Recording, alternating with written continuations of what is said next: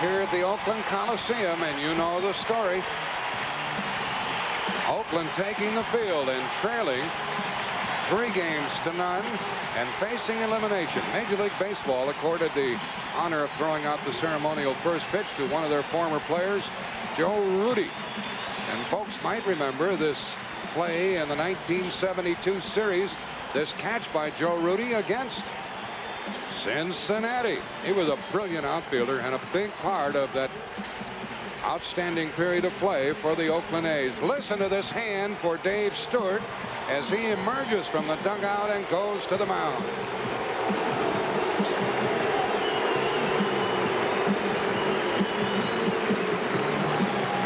He's got the whole world in his hands. I guess you could say in outer space then is Rickey Henderson in left field. Dave Henderson in center field. And the big surprise of the night, Willie McGee starting in right field. Jose Canseco has been scratched. Carney Lansford at third base. Because of the injury to Walter Weiss, Mike Gallego continues to play shortstop.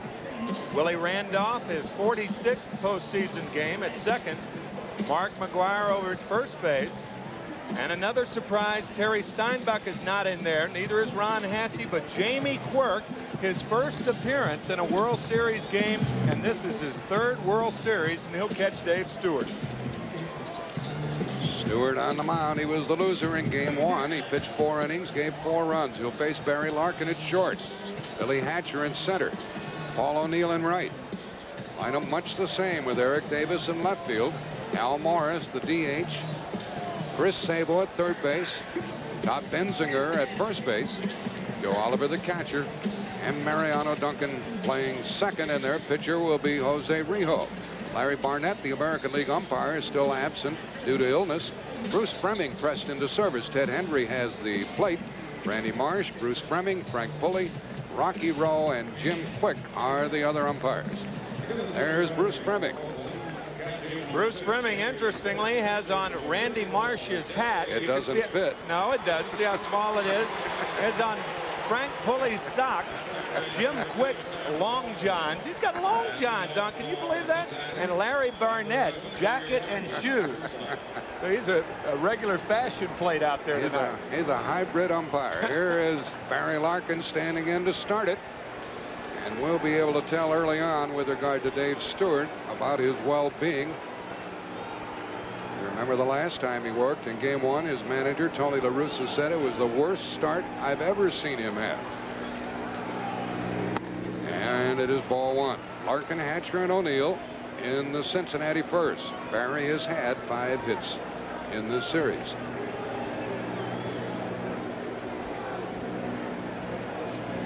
There's a strike call by Ted Hendry, the American League umpire. 1-1. Tickets hard to come by for this one.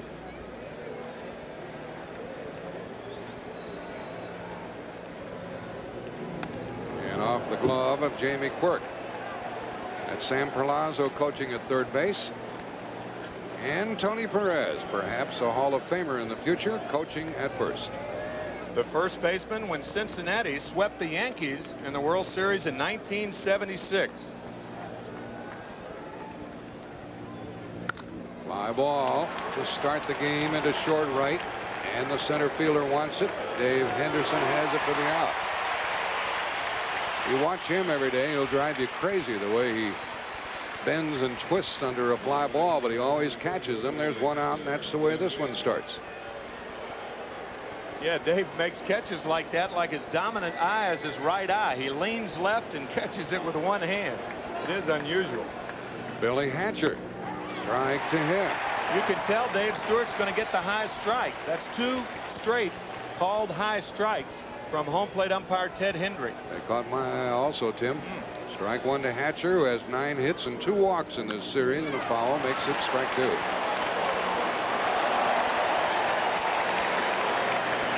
Dave Stewart, a 22-game winner during the regular season. Last night he threw out the ceremonial first pitch, and here tonight he threw out the meaningful first pitch. It all rides with him. Oh, he is hit by that one, and Billy Hatcher goes down, and that one had to hurt. He'll go to first with one out, and where did it get him? Looked like it was right above the elbow. There's a nerve center right above that elbow. And it may have been in his hand. Yeah, it looks like his left hand. And Billy tries to get out of the way of it. Yep, hit him right on top of the left hand. Oh, brother. And being a right-handed batter, it's that left hand that's dominant on the bat, and that had to hurt. The count was 0-2 when he was drilled. Well, Billy Hatcher, 9 for 12 on the series, 2 walks. I think Dave Stewart was trying to move him back off the plate. I don't believe that was intentional. Here's Stewart going into the ball. Good hitters protect the outside part with 2 strikes, and it looked like Hatcher's approach was outside, and that ball plunking him on the top of the left hand. Initially thought it was the elbow, but it's his hand. And it was not a glancing blow. When you get that hand pinned against the bat and get hit by a pitch with that velocity, it hoits. Sometimes it hurts so bad you can't run. And we'll see what they do with him. So a critical moment here early in game 4. Tim, you said you didn't think it was intentional. What made you think that? Well, I think because the count was 0-2.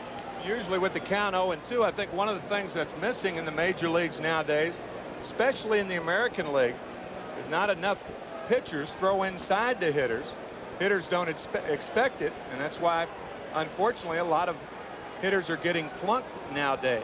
But a hitter's got to continue to establish the outside part of the plate. I think Herm Winningham's going to be the runner for Billy Hatcher. I think Billy's out of there. I do not think there was intent. Of course, that's always that vague area. There's Herm.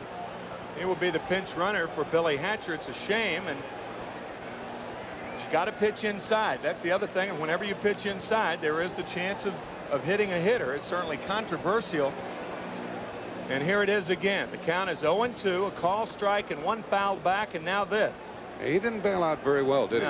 He was going into the pitch. I think your point is well taken because there was no give. It did pin that hand against the bat, and that's why there is more concern, I would think. He had on that golf glove, but there's no protection there. Larry Starr is taking care of him, and at least he'll run the bases here in the first inning and trying to get a little circulation back in that hand and then find out if he can go to the field in the bottom of this first inning.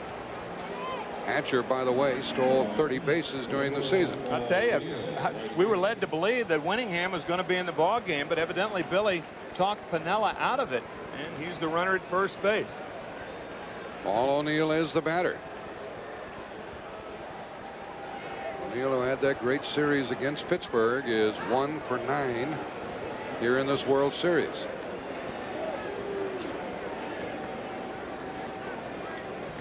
And they play him a bit to pull. Hitting room through the right side. The runner going. Jamie Quirk throws and out at second base. So Cincinnati tried to change the hit batsman into a double. One of the toughest things is to start on an irregular basis when you're a catcher. There's a lot more to it. Footwork, throwing. Jamie Quirk remarkably threw out 11 of 21 that tried to steal on him this year, and he gets Billy Hatcher here in the first. Like an unsure tag by Gallego. He may have been in there, but the ball beat him. And for the second time, a pitch goes off the glove of the catcher, Quirk. It's 2 balls and a strike.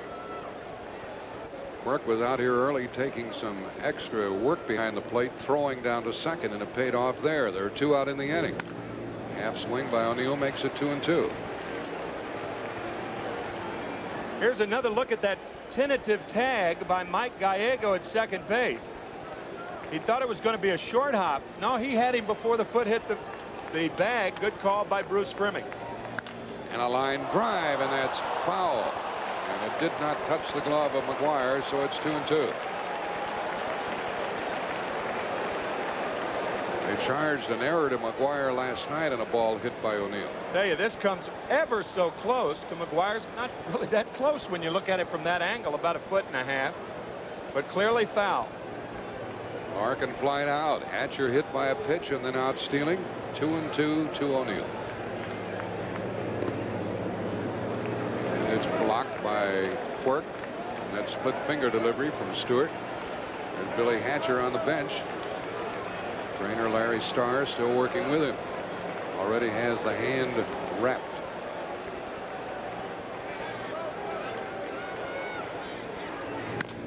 And a bouncer for Randolph. The Reds do not score. After 1/2 inning, nothing doing. Hatcher, left hand wrapped, answers the bell here in the bottom of the inning, and Dave Stewart at the end of the first half inning asked over to the Cincinnati bench, is he okay? Jose Rijo goes to the hill. He defeated Oakland in the first game of this World Series. Here's the lineup. Ricky Henderson, Willie McGee, Dave Henderson, Harold Baines, the DH, Carney Lansford at third, then Jamie Quirk, Mark McGuire way down in the batting order, Willie Randolph, Mike Gallego, and Stewart. One point I want to make before the first pitch is you don't take an eye for an eye approach right now. You don't knock an A's guy down even if you think it's intentional. And a strike from Rijo. Remember, Jim Cott and I were talking in the pregame show about the one thing the Reds want to do with the A's. You want to let them sleep. You don't want to do anything to arouse them. And if you start knocking guys down, that's what you'll do. 1-1 to Ricky. Let the sleeping dogs lie. Yes, sir. I'm sure that's what Lou Piniella and Stan Williams, the pitching coach, conveyed to Jose Rijo. Fly ball into left field. Eric Davis there. 1 out.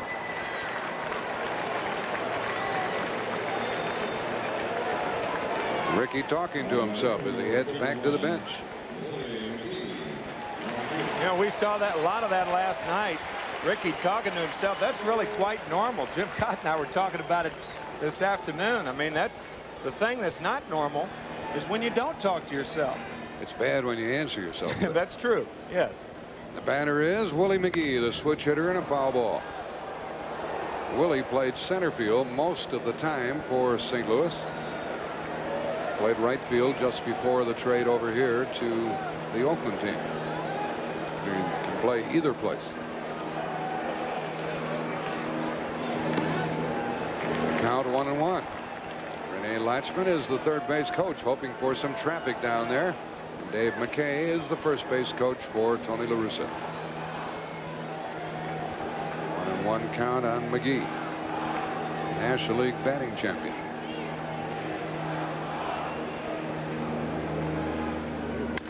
Base hit. Nope, foul ball. It just kept drifting. Willie took off thinking he had a little something there, and it's 1-2. That's McGee. He'll hit the ball anywhere. That's because he hits with his arms and his hands. He doesn't use his body to hit, and you can see this ball tailing just foul by a foot. But Willie McGee, one of the most unorthodox hitters. You can see him hitting with his hands. He doesn't use his lower part of his body. That's why he is a singles hitter, and I mean a good singles hitter. An occasional home run. He's kind of forgotten about the long ball. This one into left center. That's fair. And it is caught. No, it's dropped by Davis. He's hurt. McGee's into second base with 1 out. Davis had it, lost it. Don't forget he had a bad left hand from a previous play in postseason and a bad left shoulder as well.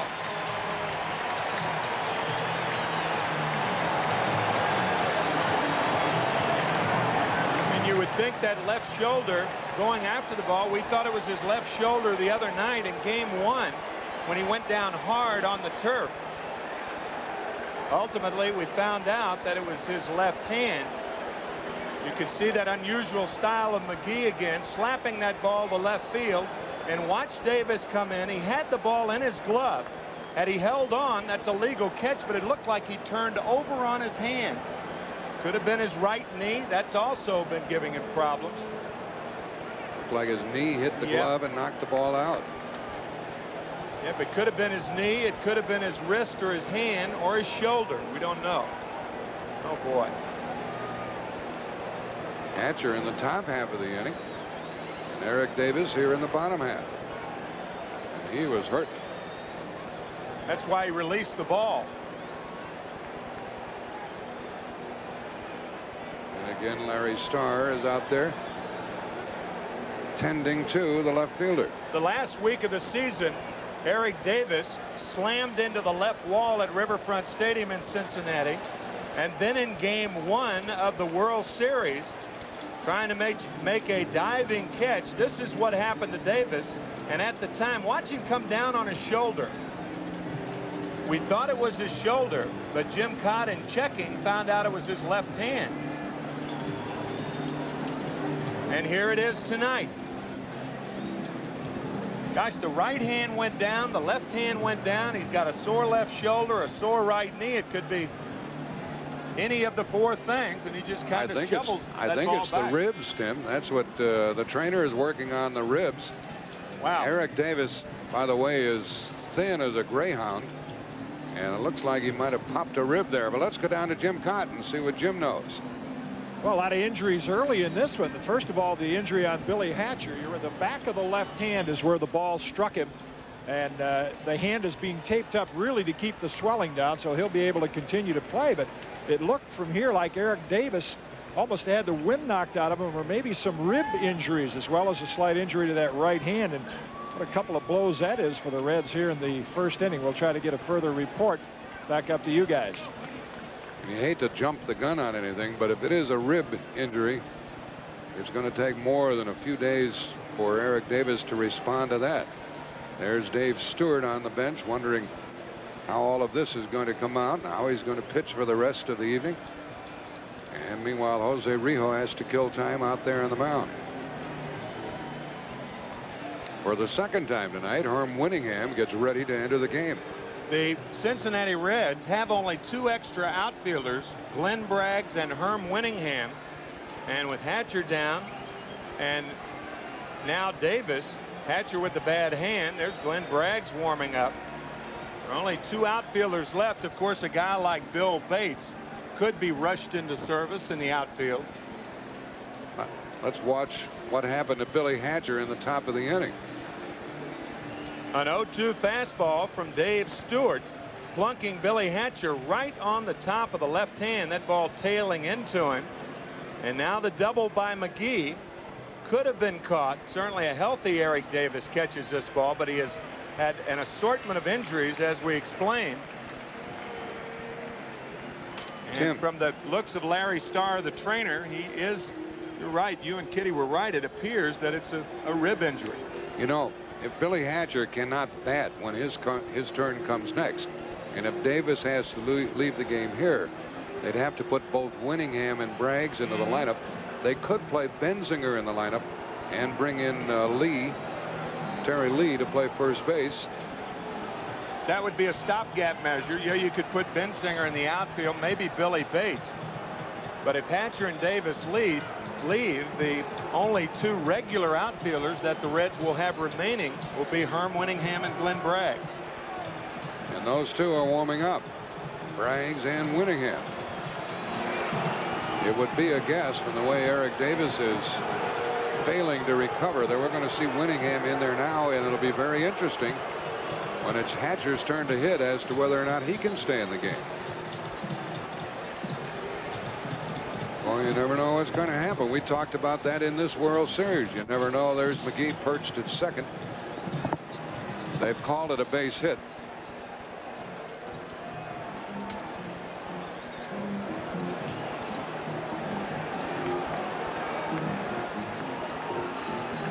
We understand that it's the right elbow of Eric Davis that is giving him the most problems. That's not to say that that's all that's injured, but his right elbow, from what we understand and for what we have right now, that is his problem.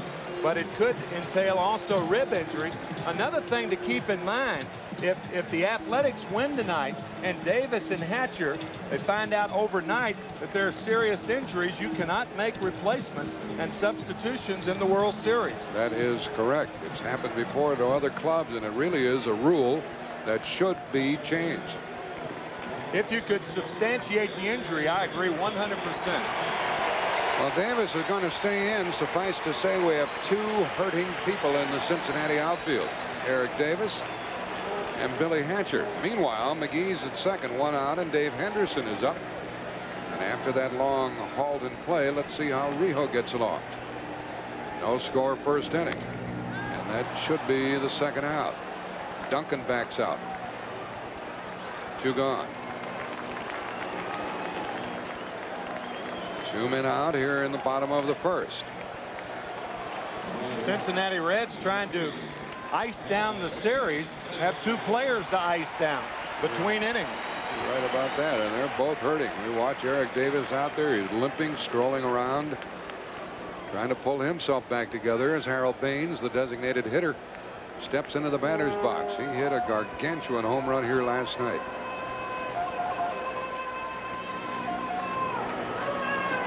That was good. Yeah, that's a leather lung fan.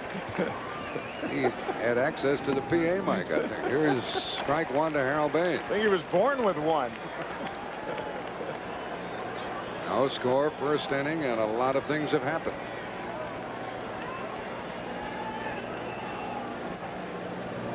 Rijo throws high and away. Jose is their best pitcher. Now they're going to walk Baines. Piniella didn't, as he fell behind, didn't like the idea of Baines getting one to drive. And they'll pitch to the right-handed batter, Carney Lansford.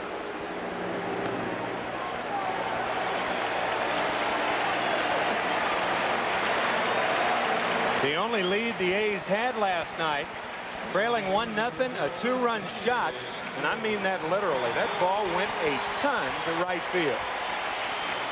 Tell you, the one thing that walking Baines now and getting to Lansford does, it allows Paul O'Neill to shorten up in right field because Lansford does not have power the other way. And a strike on the outside corner to Lansford, who has not driven in a run in this series. Here's his two-out chance.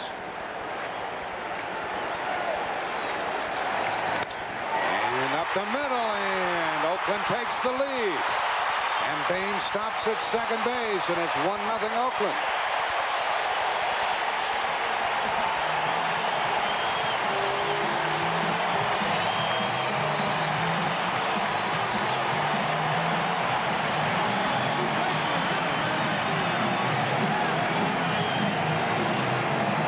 With a double off the glove of Eric Davis, driven home by Lansford. That's the first run against Jose Rijo in this series. The Athletics 2 for 23 before that hit with runners in scoring position. Make that 2 for 24 because of Henderson popping up with McGee at second. So they're now 3 for 25 with runners in scoring position. Tony La Russa put this batter, Jamie Quirk, in the lineup, looking for balance in the batting order against Rijo. 2 on, 2 out. A's could have a big first inning. There's ball one. Most teams try to pitch Carney Lansford inside. They try to jam him. Look where the slider is from Rijo. That's the reason they try to jam him, because he leans out over the plate and handles that ball away very well. So it's 1-0 A's here in the first inning. And a strike to Quirk. Runner at second base now is Baines, with Lansford at first, 2 out. Quirk drove in 26 runs this year, and Rijo wants to get out of this inning right now. Rijo has a blister on the middle finger of his pitching hand, and we'll be aware of that as we go along. Got that one by Quirk. Lou Piniella told us that because of the blister on the middle finger of the right hand, that Jose Rijo will throw no more than 100 pitches regardless of how he does. Whether he's leading or behind, they will throw him out. He said 90 initially, then he said no more than 100. By that time, he should be to bullpen time for Cincinnati if things are right for the Reds. 2 on, 2 out. And just inside and off the plate to Quirk.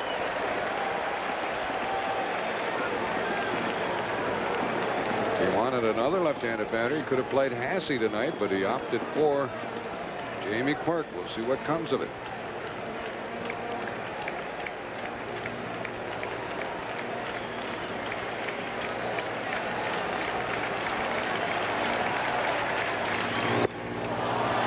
And a full count of 3-2 as Quirk just got that back foot out of the way.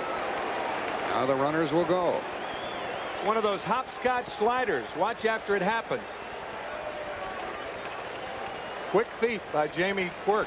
He's been very good. 7 for 11 with 2 outs and runners in scoring position this season. 7 out of 11. Baines and Lansford will be on the move.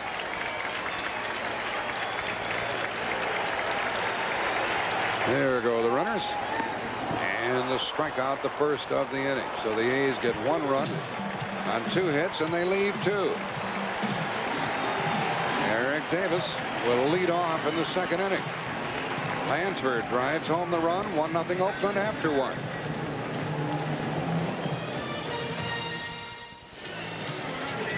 Look at Eric Davis. He's gone from bad to worse and being helped off the field. He was due to lead off in this inning. He was limping out there in the outfield. He apparently hurt his ribs as well. He's had a bad shoulder, a bad knee, and he is out of game 4. What a shame that is. He had that ball off the bat of McGee, who eventually scored. The double by Willie McGee, and Eric Davis had the ball, but more importantly, he has a serious injury, it appears. Slamming to the ground. Shoulder, the knee, the hand, and now he had scheduled arthroscopic surgery on his knee for the 2nd time after the series was over. Looks pretty bad, I'll tell you. Tim, even more so now. Cincinnati would like to end this thing here this evening. Yeah, that's right. That's right. No replacements can be added. Billy Hatcher hit on the hand by Dave Stewart. So Glenn Braggs will lead off the top of the 2nd instead of Eric Davis. And they keep Winningham on the bench, a left-handed hitter.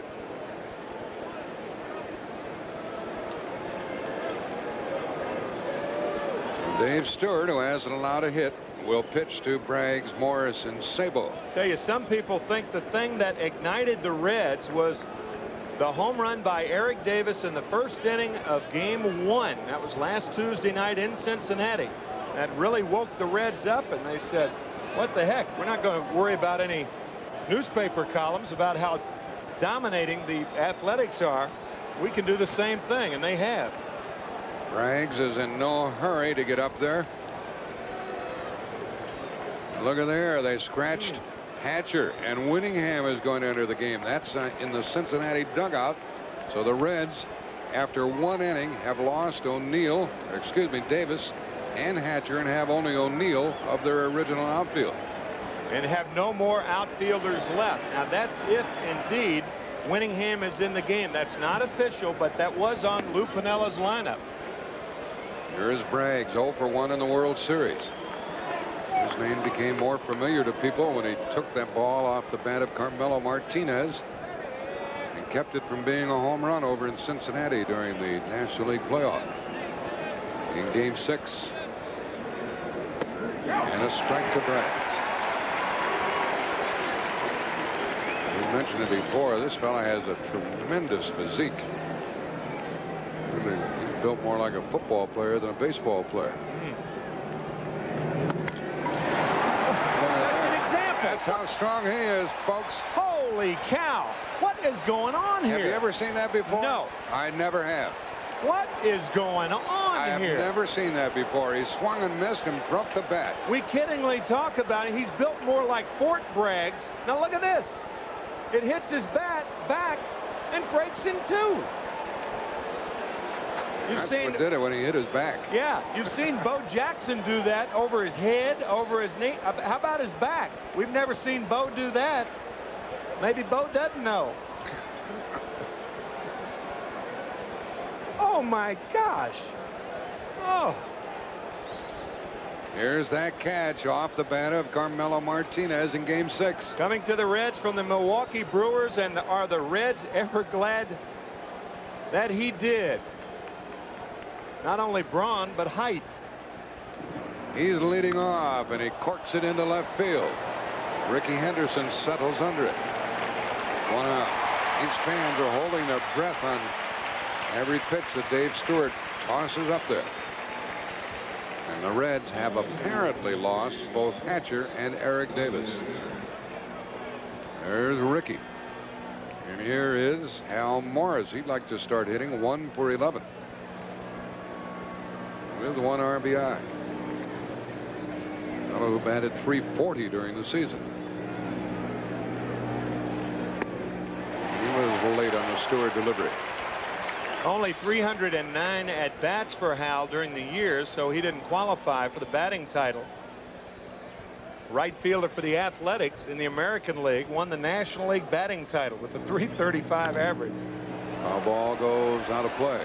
That's strike 2. This Oakland pitcher, Dave Stewart, in winning 22 games, had 11 complete games. There's his pitching coach, Dave Duncan. And he would like to get 7 innings out of Stewart tonight. Here's Chris Sabo in the on-deck circle.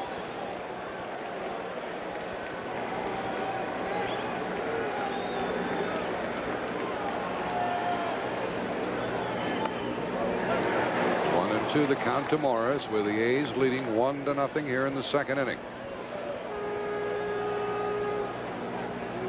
Look at this guy.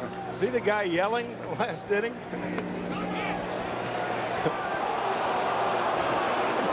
Third base umpire Frank Pulley said it was no swing, and it's 2-2.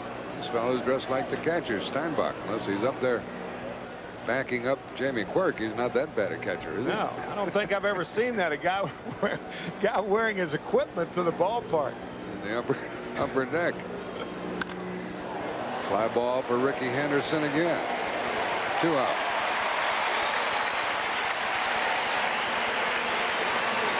Morris 1 for 12. Stewart pitched 11 complete games this year. And of those 11 complete games, he had 4 shutouts. So whenever you give him any runs, you've got the odds against you. Here's Sabo, who popped 2 homers last night, and Chris is 6 out of 12 in this series. Strike from Stewart. He certainly is more comfortable tonight, Tim, than he was in Cincinnati. Swinging at, are you talking about Stewart? Stewart? Yeah. Yeah, well, the other night he was falling behind a lot of batters. He hasn't walked anybody. He has hit a batter. He walked 4 in 4 innings the other night. He is normally not wild. An excellent walk to strikeout ratio. Action in the corner, putting Sabo in the hole, 1 and 2.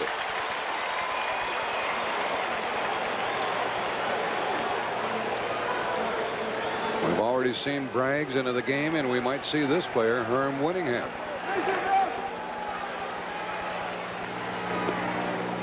Two and 2. Remember Pinella's comments last night. If Sabo hits balls in the strike zone, he usually hits them hard. His problem, going after bad balls.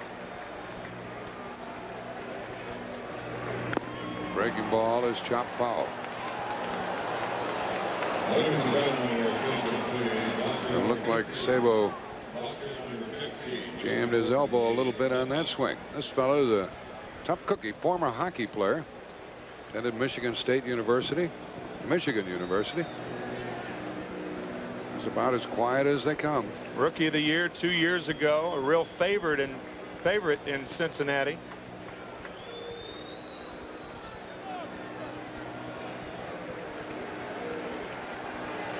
Two out here in the 2nd.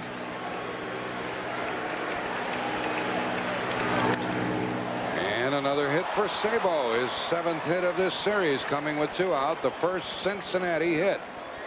What do you know about those injuries, Jim Cott? Well, standing right outside the Cincinnati clubhouse down here, Jack, Billy Hatcher apparently is going for x-rays in the back of that left hand. The doctor right now is examining the ribs of Eric Davis, so both Davis and Hatcher out of this ball game. Back upstairs. What a bad break for the Reds, who would like to end it here tonight. And of course, if this series is prolonged, the absence of those two would be a telling blow against Cincinnati. Benzinger at the dish. Sabo can steal a base. He's at first, 2 out. Benzinger out in front. He's 2 for 7 in the World Series. Switch hitter.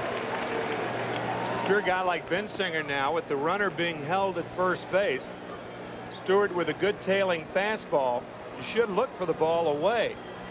Glenn Bragg's got it away, a swing and a miss, and he broke it on his back as Tom Browning looks at it, as incredulous as we were. It was something. Talking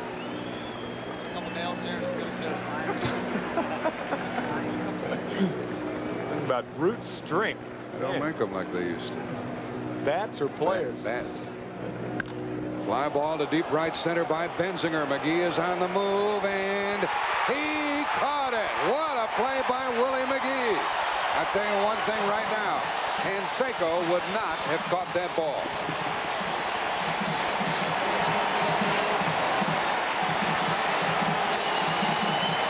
And this is why he is there. Defensively, said Tony La Russa, and look at the play.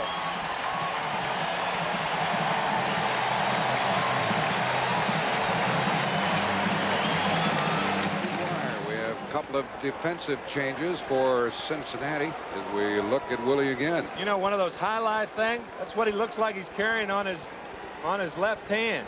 Man, that's a big glove. A little number by McGuire.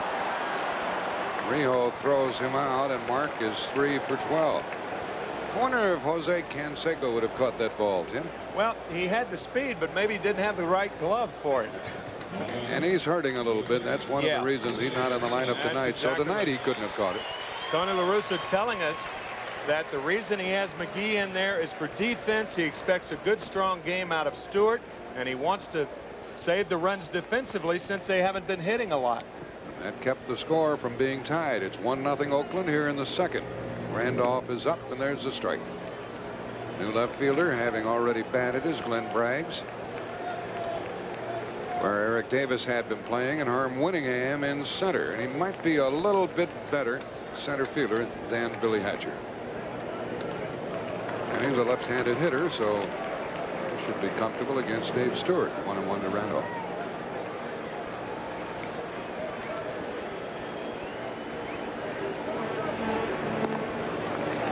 Two balls and a strike. McGee doubled and scored the run in the first, and then saved the run in the top of the second. Lansford has the RBI.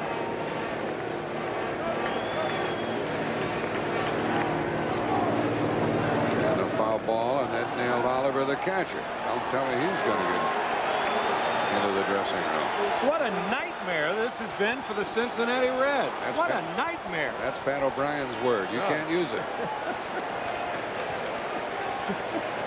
Look at this. Now Joe Oliver gets one on the right foot. What a nightmare. Another look as it bounces off the tootsie of Joe Oliver. Been a lot of talk for years about catchers getting hard-toed shoes, but the problem with that is you can't squat. There's no flexibility in the catching shoes. They're hard to run in. They don't like to change them every inning and every time they come up to bat. Tony Pena wears them with a little steel tip like a factory worker would wear. Bad part is when you get hit by a foul ball, you usually get hit in the same spot over and over again, and it never heals. Tell me about it. You're still not healed? No. 10 years later. 2-2 to Randolph. Long throw coming up for Sabo. 2 out. Sabo handled 10 chances last night and tied a record. He is a fine defensive third baseman, 1 of 2 in this ball game. Lansford also. They both led their respective leagues in defensive percentage, the best fielding percentage. Lansford's done it 4 of the last 5 years. Here's Gallego, and he is 1 for 10. Bats with 2 out. Rijo gets a strike in there. The Goodyear blimp sends us these pictures as the sun is setting in the East Bay area. Goodyear blimp Columbia, the captain, Charles Russell of Downey, California. Out of play by Gallego. Strike two.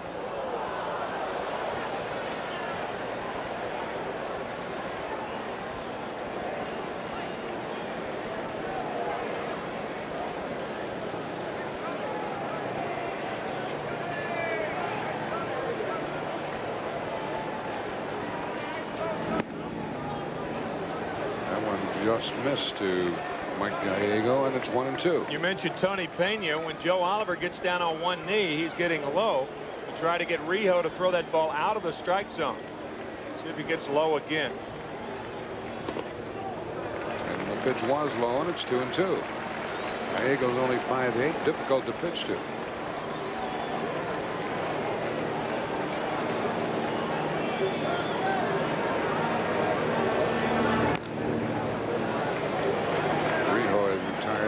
Three in the bottom of the second. 1-0 Oakland.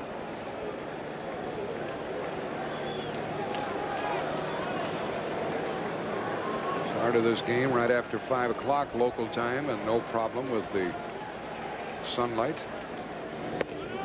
And a full count.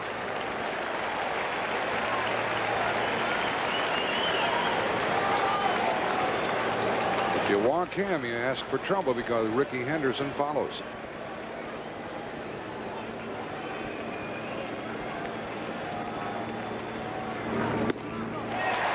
And ball 4. That was a pretty good pitch there, wasn't it?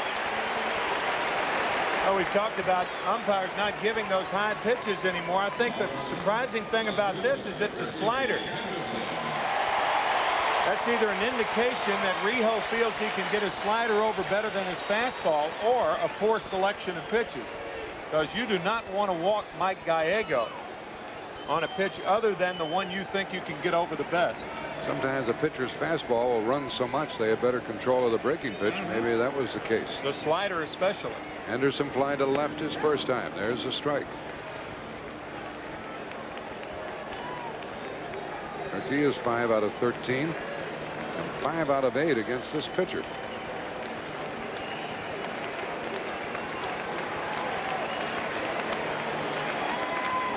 Gallego's on the move. Oliver can't get him. Runner on to third with 2 out. Stolen base, error catcher.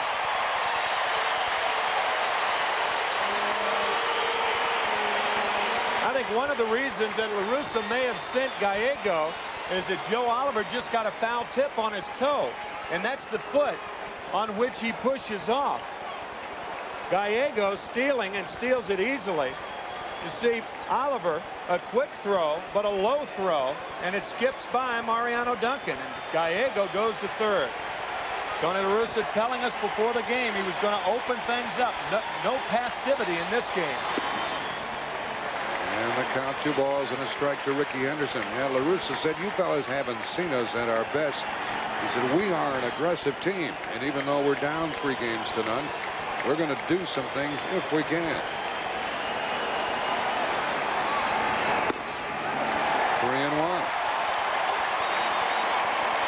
Oliver makes a trip to the mound to talk to his pitcher. He had 2 strikes on Gallego and walked him on a 3-2 breaking pitch. Now he's 3-1 to Ricky Henderson. Looked like an easy inning as Jose got the first 2.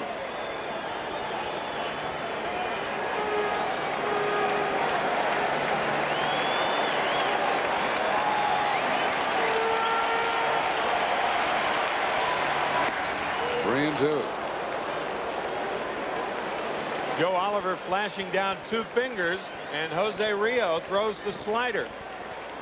So 1's the fastball, 2's the slider, and I guess 3 would be the forkball.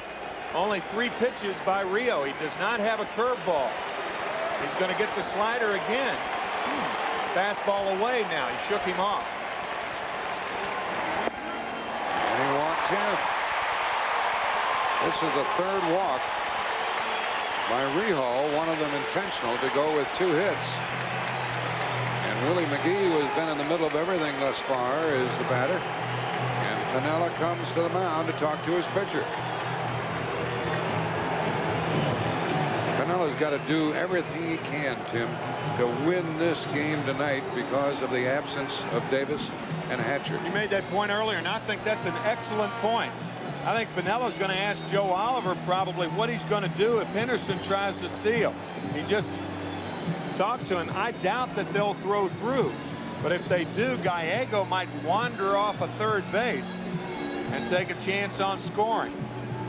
But with Henderson on first base, a left-handed batter up, it's tougher for a catcher to throw with the left-hander up there because you can't see whether the runner is running or not, and you don't get a good jump on the ball. They may elect to just allow Henderson to steal the base, and if that happens, they may walk McGee to pitch to Dave Henderson. We'll see. McGee doubled off the glove of Eric Davis in the first and scored a run. And Rob Benzinger of a hit and an RBI. Ball 1 to Willie. On the other side of the coin, if you're Ricky Henderson, do you run here with Benzinger holding him on? There's a big hole on the right side. You have a runner in scoring position at third. But this is the strategy being thought about and ultimately employed by La Russa.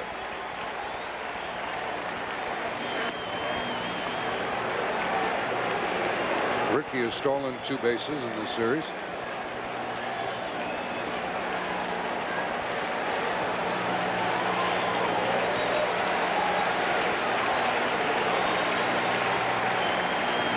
Pitch out. That makes it ball 2.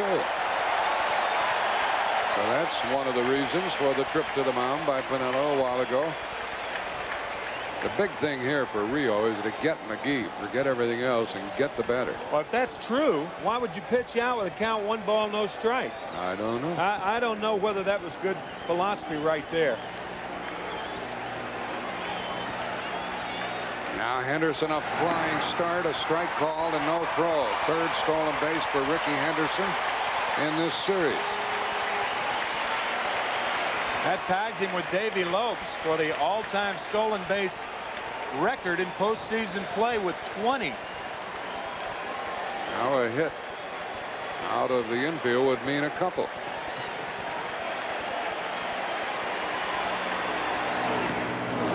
Two and two.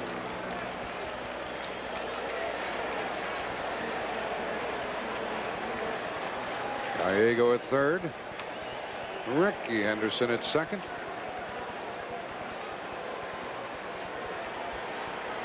Rijo has given up 2 walks in this inning, and he's 2-2 to McGee. He's leading 1-0 second inning. Got him, and the inning is over. Second strikeout for Rijo. 4 left for the A's, but they lead it 1-0 after 2. Jim Cott with Jim Ferguson of the Cincinnati Reds. Oh, right outside the Reds clubhouse with Jim Ferguson, Vice President of Publicity of the Reds, and a injury report on Eric Davis and Billy Hatcher, both of whom have left for the hospital for x-rays. Right. Eric has a severe contusion to the right rib cage and a possible kidney contusion. Billy Hatcher has a severe contusion to the left hand, the top of the left hand. They're both going to Merritt Hospital for x-rays and evaluation. All right, let's go back upstairs to Jack Buck. That's the report from here. There they're leaving for the hospital, Eric Davis and Billy Hatcher. Meanwhile, you saw Joe Oliver start this third inning with a ringing double into left, his 6th base hit of the World Series, and the tying run at second, nobody out for Mariano Duncan. And the A's will guard against the bunt.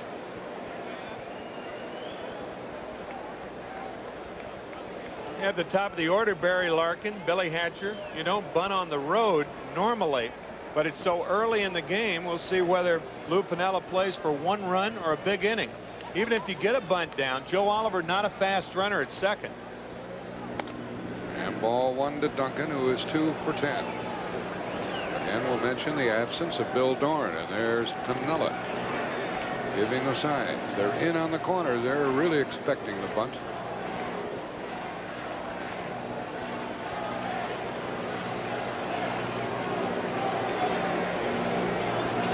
Leadoff double by Oliver.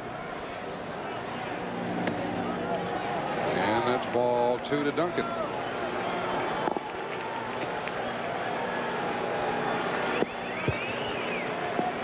Cincinnati a game away from being the champions of baseball, but trailing here 1-0 in the third. Duncan up the middle, and Stewart keeps the runner at second and throws the batter out. So Duncan did not move him over. And a good play by Dave Stewart. That ball hit very sharply, and watch how Stewart just smothers the ball. It hits his wrist, crawls up his torso. He checks on Oliver and throws out Duncan. Good play by Dave Stewart. Now it takes a hit by the Reds to tie the game. The thing I remember mostly about this pitcher Stewart is when he wore the Philadelphia uniform, he couldn't even pitch out of the bullpen. He couldn't get the ball. Released by the Phillies in '86 and signed to a AAA contract with Tacoma of the Pacific Coast League. Ball one to Larkin, who flied to center his first time, and then he won 20, 21, 21, and then 22 this year. National League President Bill White with Ed Vargo, one of his umpiring supervisors. And Lansford keeps the runner at second, 2 out.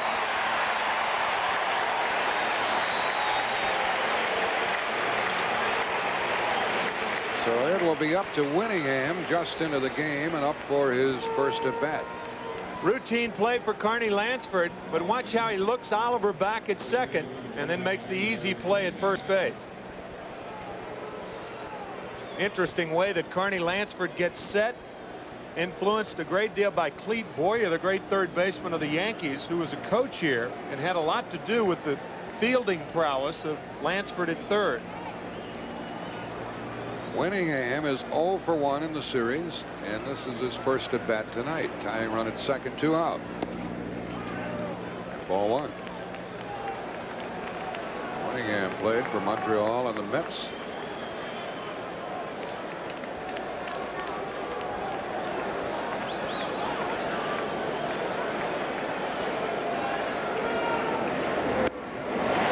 Ball one, strike.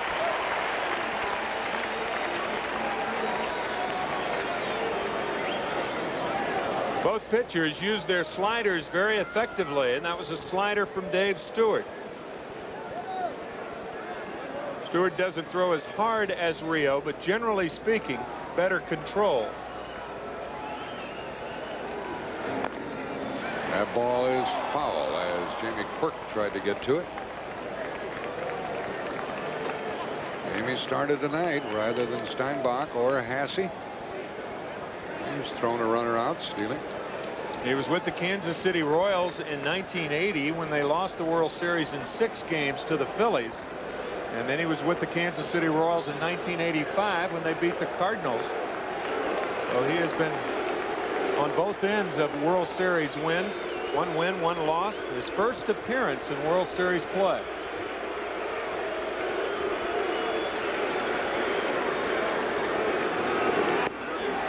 And the count goes to 2-2.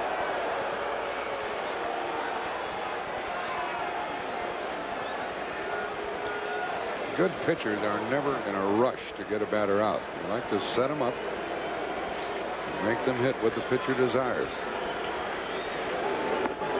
3-2. No sweep, says Ed Broom.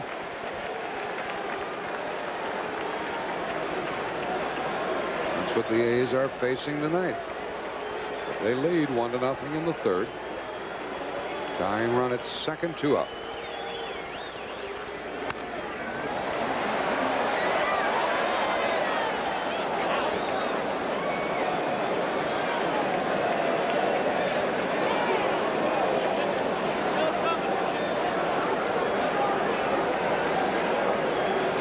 Stewart has had men on base in each half inning.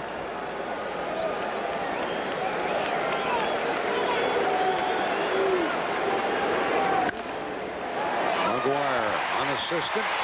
The Reds have left 2. Will return to Oakland Coliseum after this message and a word from your local station.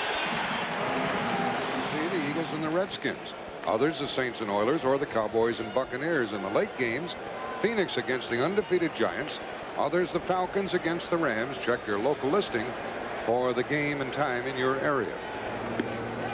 Here's a strike from Rijo to Dave Henderson. We're underway in the bottom of the third. 1-0 Oakland. Strike 2 to Henderson, who popped out his first time. He hasn't driven in a run in this series, and he is 3 for 10.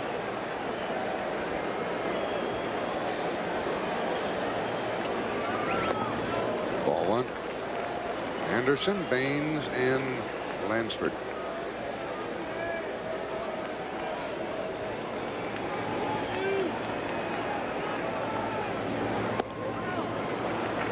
Held up, and it's 2-2. It's Randy Marsh, the first base umpire.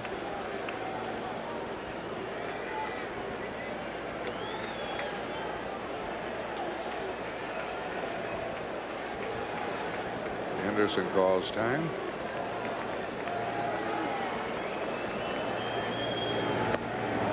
And a strikeout, and that's the third of the game for Rijo. And here's the biggest baseball star ever from Japan, Sadaharu. Oh, he hit some homers, Tim. Over 800. I had the pleasure of playing against him in an exhibition series in 1968, playing 18 games over there with the Cardinals.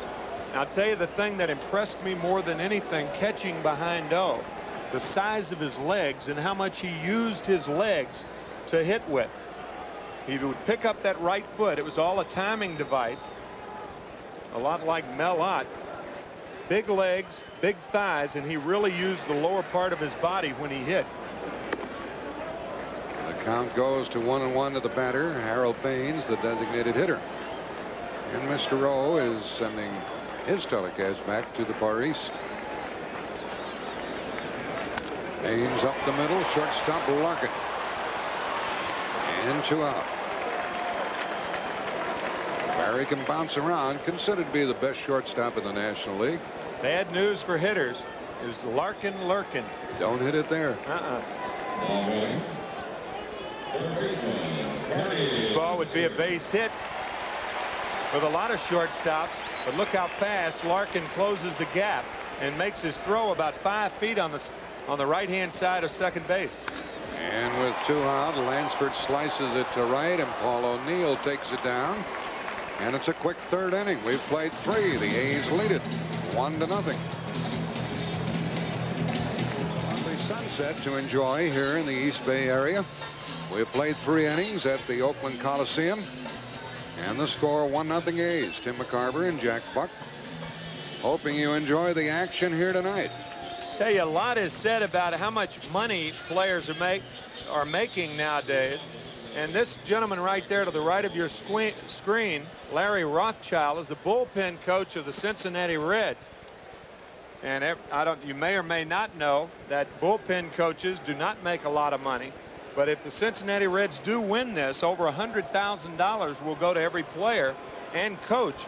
And Larry Rothschild has been in baseball since 1975, only 2 months in the big leagues. Told me before the game the other day. As O'Neill leads off. He said, I told my wife the other day that if we win this thing, we'll break even. For all the years. Meaning for all his 15 years in the game, he'll finally break even. So it's not always guys who are rolling in dollars. So he could use that check. 1 ball, 1 strike to Paul O'Neill. Grounded to second his first time. Leading off in the 4th. Strike 2 on a borderline pitch. He looks at the umpire. Calling Vegas. What are the odds now? One thing the A's have not done is given Dave Stewart much breathing room. 1 run only. There's a strikeout. Stewart's first of the night. He's retired 4 in a row. One of the few splitters that he has thrown. He was taught that pitch initially by Sandy Koufax in the minor leagues with the Dodgers. And he honed it to perfection under Dave Duncan here with the Athletics, their pitching coach. Saw how that ball really dipped down out of the strike zone to Paul O'Neill. Here's Glenn Braggs. He replaced Eric Davis in the lineup, and he's 0 for 1. Ball 1.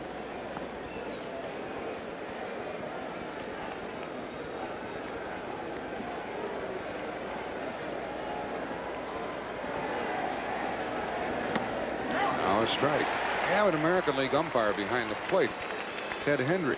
Most National League umpires, when they call is a ball, they do nothing. A lot of American League umpires, including this umpire, will toss up the left hand. Takes a little getting used to. What a big swing by Braggs. 1-2.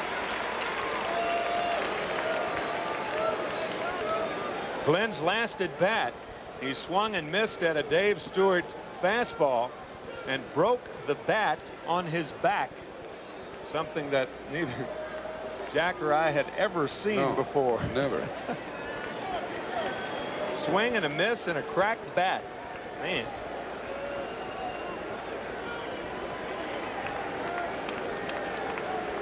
Lansford guards the line at third, and the foul goes out of play.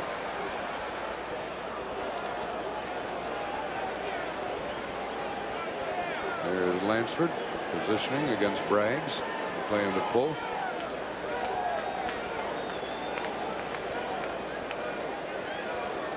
Our Goodyear blimp is the Columbia, and Charles Russell from Downey, California, the captain. Sent you that sunset picture a while ago. And ball is fair. 1-2 out. 5 in a row. Jim Cott has a little something for us, James. Well, Jack, you know, the A's have had so much success the past few years, tend to take them for granted. Carney Lansford in spring training came out with some T-shirts that said, "Contentment stinks, stay focused." He wants these A's to stay focused, try to win another world championship. Cincinnati Reds making it awfully rough for them. Nothing frivolous about this fellow. He is all business out there. There are 2 out, and Hal Morris hits one hard to Randolph. 6 in a row, set down by Dave Stewart. Bottom of the 4th, rolls around. The A's lead the Reds 1-0.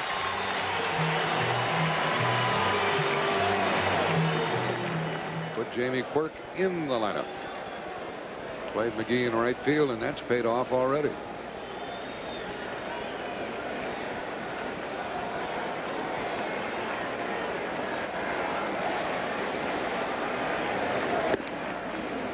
Rijo's trying to blow Quirk away. On the left is LaRussa's lineup. On the right, you see Hatcher replaced by Winningham and Davis replaced by Braggs. That's LaRussa's lineup on the wall of his dugout.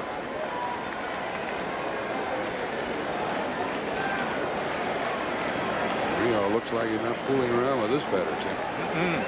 Jamie Quirk, a great story. His 8th major league team since 1975.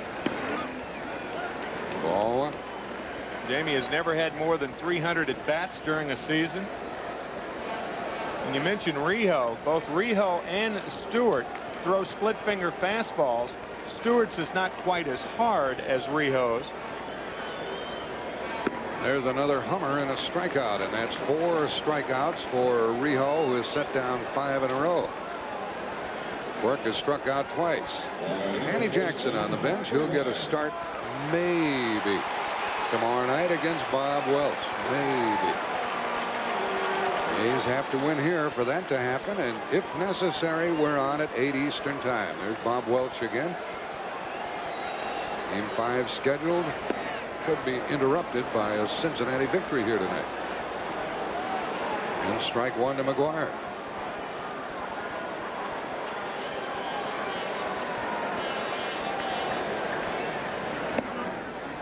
One and 1.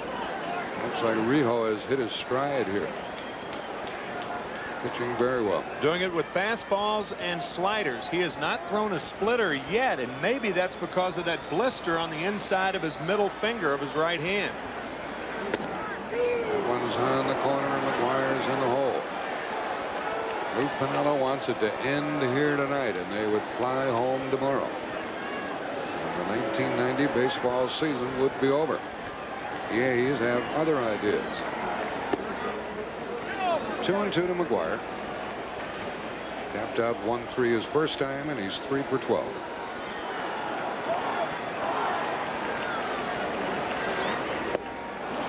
And another strikeout. That's 5 for Rijo. That's not unusual for him, and he has set down 6 in a row and makes McGuire shake his head. Tell you, trying to hit that pitch, that slider right off the plate, like trying to get a buttonhole through a starched, or trying to get a button through a starched buttonhole. You ever try to do that?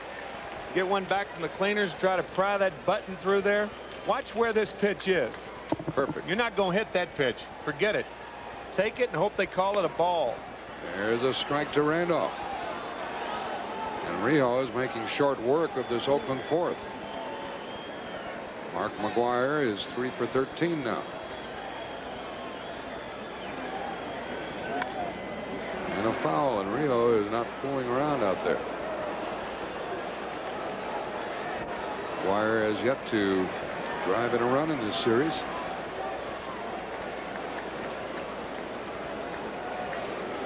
And Oakland has stopped hitting at the wrong time, as far as they're concerned. They do lead 1-0 here in the fourth. Joe Oliver just sitting there, and Rijo pumping that ball in. 1-2.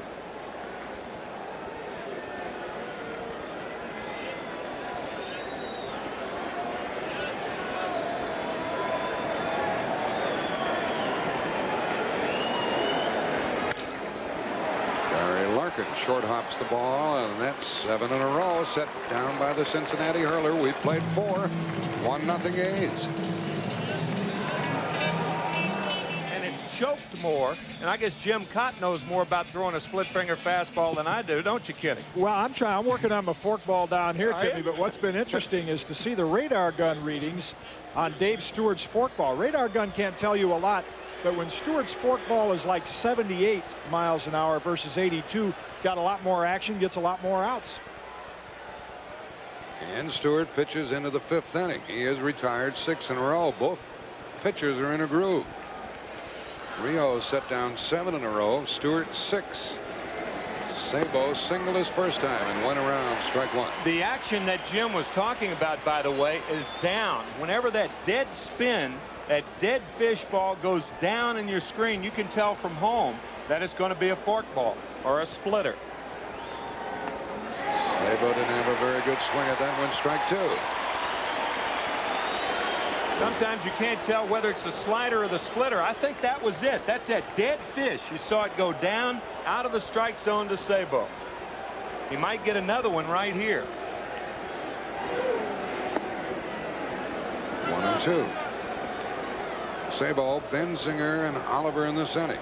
Reds have left 2 and lost a man stealing, and they trail 1-0.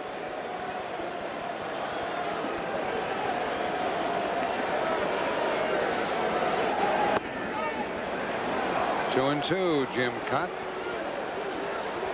Jim Cott, what do you have? Well, talking about that speed on Dave Stewart's forkball, it is about 78, 79 tonight, which means it should be effective for him. And he runs the count full. Every once in a while, this batter Sabo will get in a bad groove where he chases everything. Last pitch, 78 miles an hour.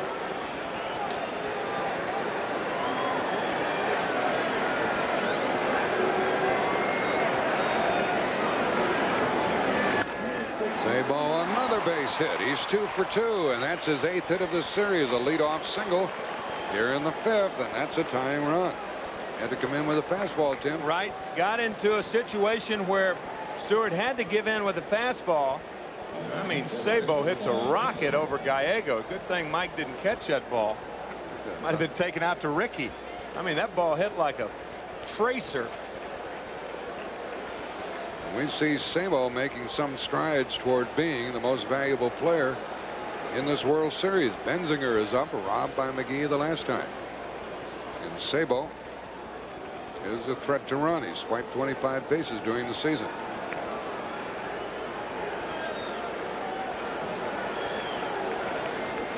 Leadoff hit.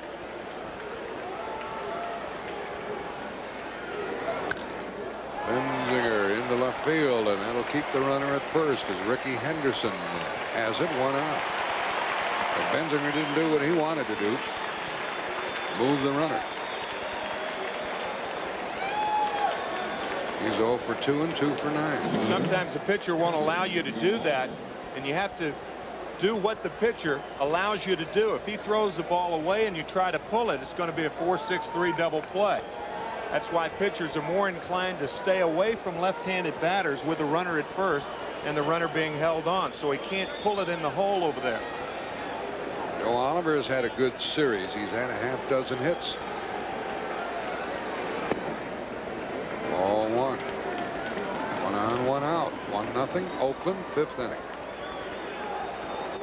Cincinnati has out hit the A's 3-2. The A's put their hits together in the first for a run.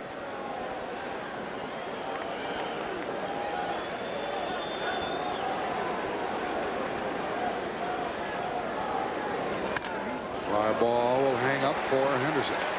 Ricky, that is. 2 out. Oliver took a home run swing but flied out for the 2nd out. Lou Piniella trying to figure out a way to get back into this game.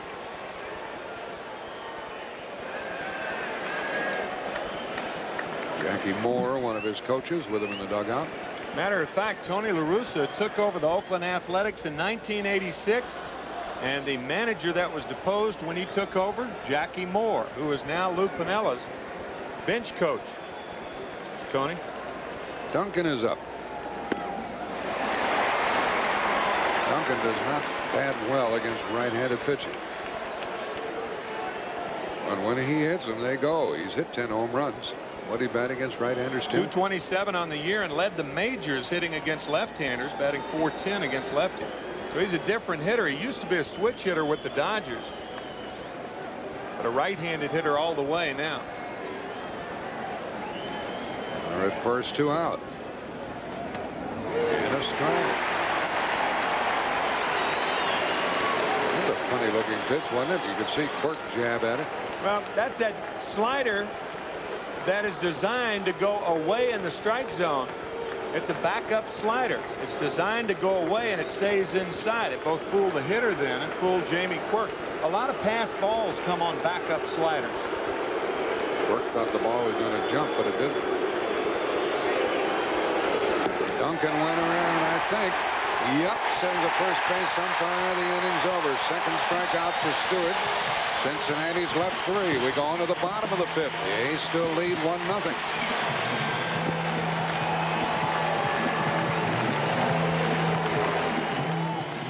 Back in 1954, the Giants pulled off what is generally considered to be the biggest upset in World Series history. Willie Mays made this catch on the blast by Vic Wirtz. And the Indians, who had won 111 games during the season, lost to the Giants. Maybe the Reds are going to approximate what the Giants did to the Indians in '54. Mentioned 111 wins for the Indians, only 97 for the Giants. Here's Gallego leading off in the home half of the 5th for the A's, who have been limited to 2 hits. This fellow walked his first time and stole a base. There's strike 2 from Rijo, is set down 7 in a row. 103 wins for the Athletics this year, only 91 for the Reds. The only other team that has been swept after having that big a disparity in wins. 14 for the Indians, 12 for the Athletics. That was the 1954 Athletics. They won 111. The Giants 97. Dusty Rhodes 250-foot home run down the right field line that just ducked in and squeaked around that screen at the Polo Grounds. The old Polo Grounds. Gallego 0-2. And he lost the bat and he's out. It's 8 in a row and a half dozen strikeouts for Rijo.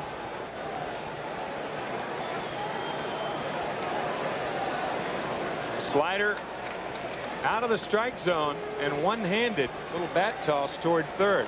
I said the A's in '54. Obviously, I meant the Indians. That starting rotation of Garcia, Lemon, Wynn, Feller. Wow. Pretty good lineup. Narleski and Mossy. Bobby Avila hit .343 that year. Here is Ricky Henderson, 0 for 1 with a walk and a stolen base. Ball 1. Will Bob Welch take the day off tomorrow, or will he pitch against the Reds at 8 o'clock Eastern time? If so, that means the A's will have won this game. There's a strike.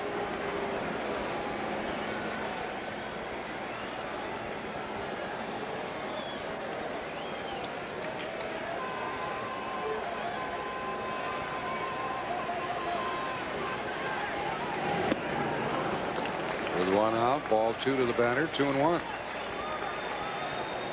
There's Bob Welch, second from the left. Steinbach and Dave Henderson in the picture with him. Time called by the batter.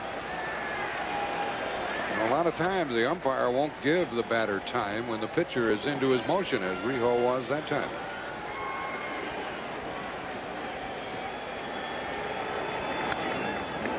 Count goes to 2-2.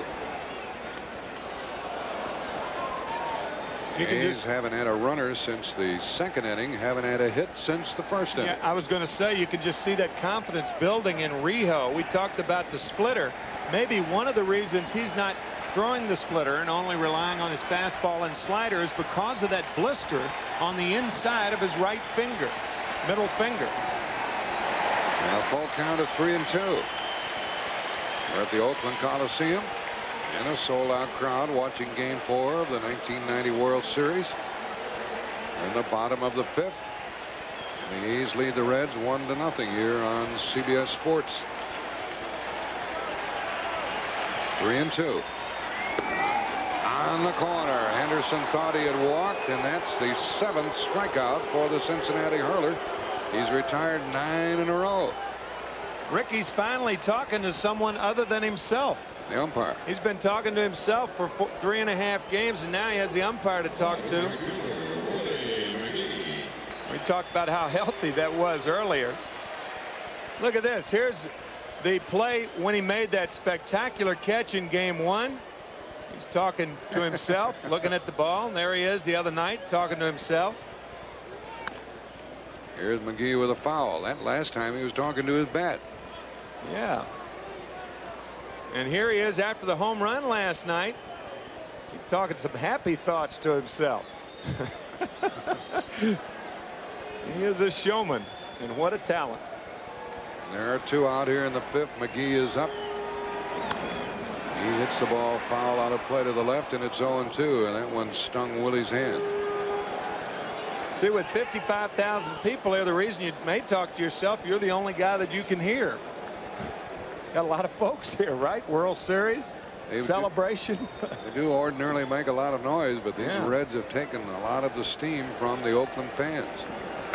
McGee hits another foul. McGee doubled in the first and scored on a base hit by Lansford with 2 out. Ricky thought that ball was outside. He started to go to first base. Control yourself, Rick. He did. 2 out. That one just missed. 1-2 to McGee, who not only has scored this game's only run, but took a base hit away from Benzinger and a run away from the Reds in the second.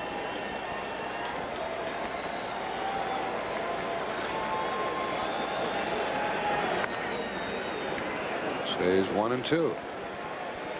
And Dave Stewart can't be feeling too comfortable. He has to win this game. And he's leading only 1-0 here in the 5th inning, so Rijo is keeping his club right in it. Were it not for the injury to Eric Davis, we'd be scoreless here.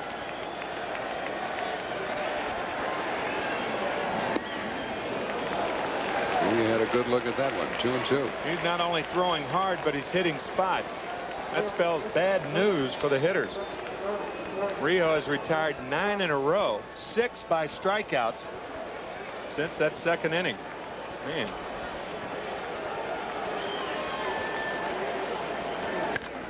He scoots one hard to Duncan. That's 10 in a row by Rijo. Now we've played 5, and it's still 1-0 A's in a squeaker. We'll return to the Oakland Coliseum after this message. The pitchers, Dave Stewart and Jose Rijo, dominate this one. 3 hits for the Reds, 2 for Oakland. And there's a real baseball fan. She's seen some games.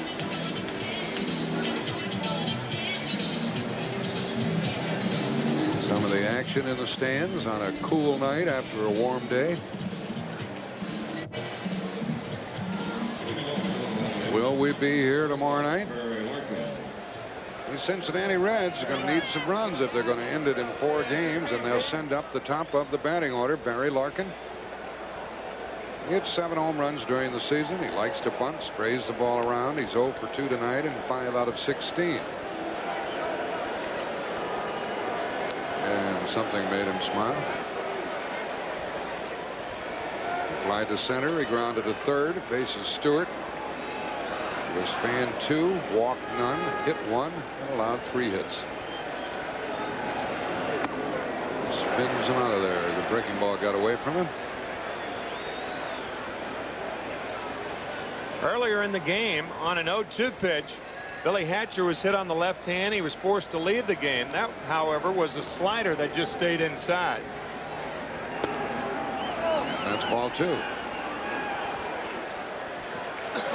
Larkin, Winningham, and O'Neill in the 6th.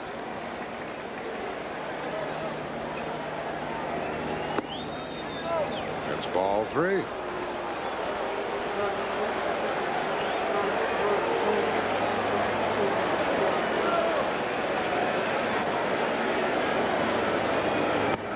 That's ball 4. Puts the tying run out. Jim Cott wants to talk about the hot corner. Well, Jack and Tim last night referred to third base as the reaction corner. In order to react, you get your body in position to do it. That's how Chris Sabo does it. And then Carney Lansford just a little different, kind of reminiscent of Clete Boyer, who had a lot of influence on Carney as a third baseman, much lower to the ground, ready to react. Right down on the deck with a glove. Well, Winningham, a replacement for Hatcher, is up in a key spot. Are the Reds bunting? A's have to guard against that. The way the Athletics are swinging the bat, you might think so. Got a lot of options for Lou Piniella now. You can hit and run, you can allow Larkin to steal, or you can bunt. And Winningham shows the bunt and takes ball 1. Tony La Russa told us that he wanted 7 innings from this pitcher, Dave Stewart, who lost game 1. La Russa shook up the lineup tonight. Look how close Lansford is playing at third base. Luxury you can afford with a left-handed hitter up, because they don't often go that other way. Right-hander, it's a different story. This runner Larkin swiped 30 bases during the season. Yeah, and he was only caught 5 times. So again, Lou Piniella with a lot of options, and Lou Piniella is coming out. I didn't know that that would be one of the options. He's talking about some distraction. You know what it's about, Jim? Well, Lou spotted some flash bulbs or lights out behind our left field camera. Some fans in the left field stands which were shining in, and right now I think we have some of the security guards going out there, and we'll find out who's responsible for it. Obviously would have an effect on Herm Winningham, the left-hand hitter, with the lights shining in their eyes. What do you got? Don't tell me they're shining flashlights at the batter at home plate. Police officer getting those license plate numbers out there.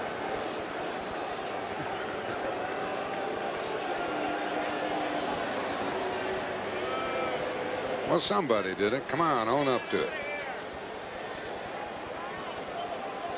We have a report. Both Billy Hatcher and Eric Davis are at Merritt Hospital here in Oakland.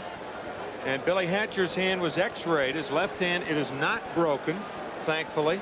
However, Eric Davis is in the emergency room, and he possibly has a bruised kidney. That's our last report at Merritt Hospital, and we will try to keep you apprised of Eric Davis's condition, and we certainly and obviously hope that he is well. So with regard to Eric Davis, we're talking about shoulders, knees, ribs, and kidneys now. What a whipping he's been taking. Meanwhile, ball 1 to Winningham. Stewart keeps a wary eye on Larkin, who walked to start this 6th.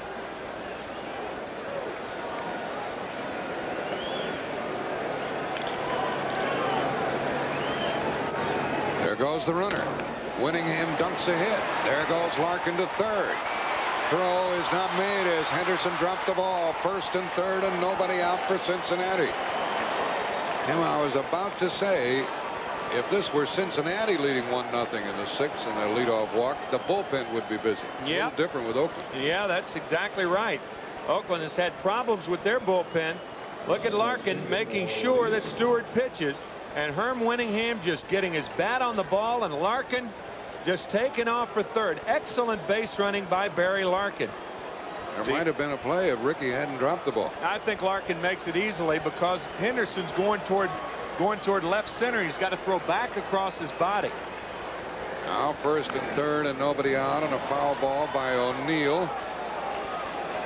But I guess it's a moot point when you make this throw. When the ball falls out of your hand, comes a non-throw, and Larkin into third easily. So the Reds with runners and good runners, fast runners on the corners. Winningham at first, a threat to steal as O'Neill is up. He's 1 out of 11 in this series. And the Reds and their fans bank on him at the moment. They're back at second and short. They'll trade a run for a double play. O'Neill pops it up for the first out on the infield. Gallego is under it. One gone. That was a big out. One gone. And instead of Eric Davis coming up in this spot, we're going to have Braggs as the batter. That lady with the fedora is Dave Stewart's mother. Dave still lives at home with his mom and in the same house where he grew up, despite his affluence. And his mom is sweating this one out. And Glenn Braggs is up. He is 0 for 2. Eric Davis injured before he had a chance to bat in this game. There's Robin Williams. He'll find something funny about this situation. First and third, one out. Braggs wants at least a fly ball. A's want the double play. Ball one is outside. Camella knows that this is a grand opportunity for him to tie, go ahead, perhaps end this World Series tonight. A similar at bat for Glenn Braggs in game 1. If you remember, in the 8th inning, first and third, the Reds were trailing the score of 4-3, and he hit a little chopper over second that Gallego couldn't stop on that artificial turf, diving into first. Inside to Braggs, and that's ball 2. That tied it up, and then the Reds won it in the 10th inning on the Joe Oliver double. Opportunity knocks for the Reds right here. Perlaza, the third base coach, said make it be a good pitch. First and third, one out, 2-0 to the batter.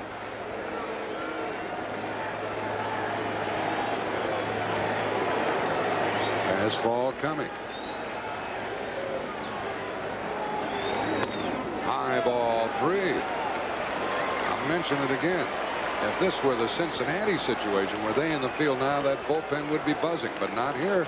Nothing doing. It's Stewart or nobody at the moment for the A's. And with that tying run at third, Braggs might be swinging.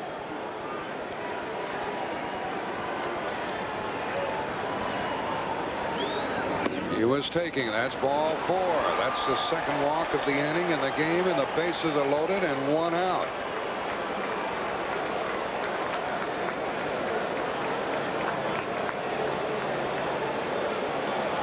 Stewart, bases loaded, one out, and now who's the big man for Cincinnati? 0 for 2 tonight and 1 for 13 in the series. And with one run batted in, it's Hal Morris.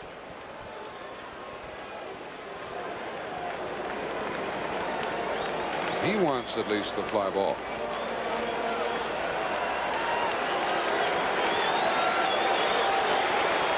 Wow. It's over a 5-year period. Ball 1, and Stewart has walked 2 and given a hit in this inning. Has Larkin at third. Winningham at second. And Braggs at first with one out.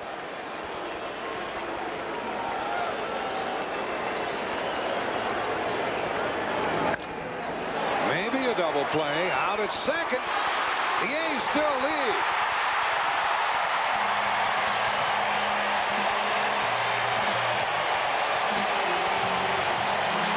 Bottom of the sixth. The A's still lead 1-0. Having set down 10 in a row. Henderson flies it into center field for Winningham.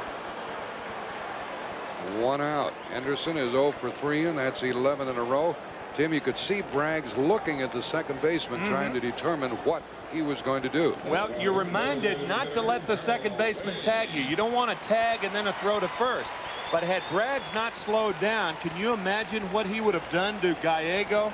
Gallego only 5'7", Braggs 6'3.5", and about 230. That would have been some collision, a one-sided collision. Ball 1 to Baines. 0 for 1 with a walk tonight. 1-0 Oakland in the bottom of the sixth, and a strike. Don't overlook this wonderful pitching effort by Jose Rijo. He has struck out 7, walked 3, 1 intentionally, and allowed 2 hits, both in the first inning.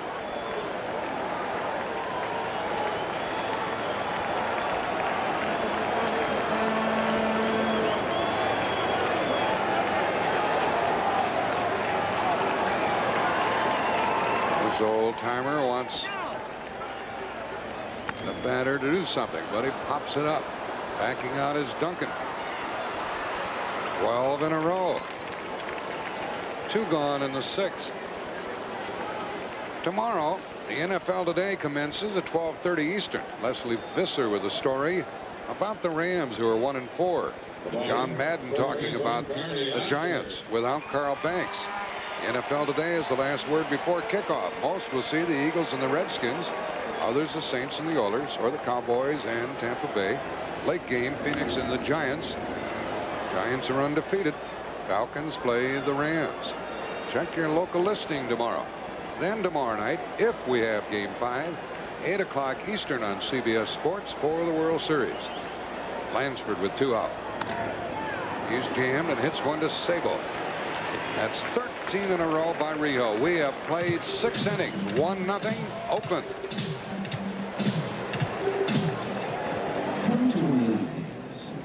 Jim Cott down below home plate, right behind our camera position here. And this is the Oakland A's pitching chart, charting Dave Stewart's work. Tells you how they pitch him, where they play him. And of course, Tony La Russa watched that 7 good innings from Dave Stewart. And that's a look at the types of pitches and where he's throwing them to get those 7 good innings. By the way, Jose Rijo is up to 92 pitches right now for Lou Pinella's Reds. You're right, Jim. That's what La Russa told us about Stewart. He said, I want 7 innings from him. Then I've got Honey, talking about Honeycutt and Eckersley.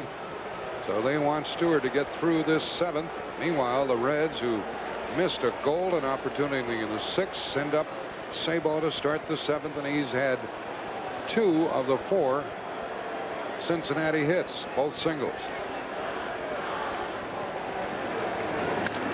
He cracks it into left, and Henderson chases it back at the track, and it is off the fence. Great play by Ricky.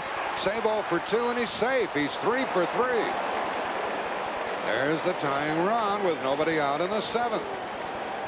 And 9 base hits in the series for Sabo. 9 for 15, and this ball comes ever so close to going out of this ballpark. Fastball up in the strike zone. Sabo running hard all the way. And we will see just how close this ball comes from going out. About 6 inches. Wow. This could be a tie game very easily. Sabo 3 for 3. And the batter, Benzinger, wants to move the runner or drive him home. Ball 1. See, that's the reason he's not bunting right here. You've got Oliver and Duncan coming up. They are not that proficient against right-handed pitching, even though Oliver does have a base hit in this ball game. So that's why Benzinger's allowed to hit here. Good base runner, Sabo. Benzinger takes a strike on the corner. This batter hit a ball hard in the 2nd and was robbed by Willie McGee. That cost Cincinnati a run, and he flied to left.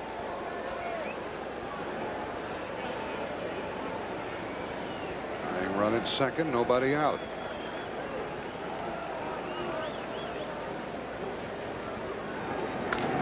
He advances the runner, and Randolph throws to first. One gone.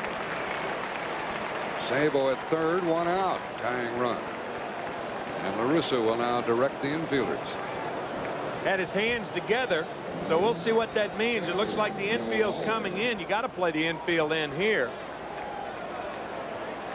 And a hot hitter in this series. Joe Oliver is a key man. He has a double. He's 1 for 2. He's had 6 hits in this series. He'll try to get Sabo home from third. Stewart from the stretch.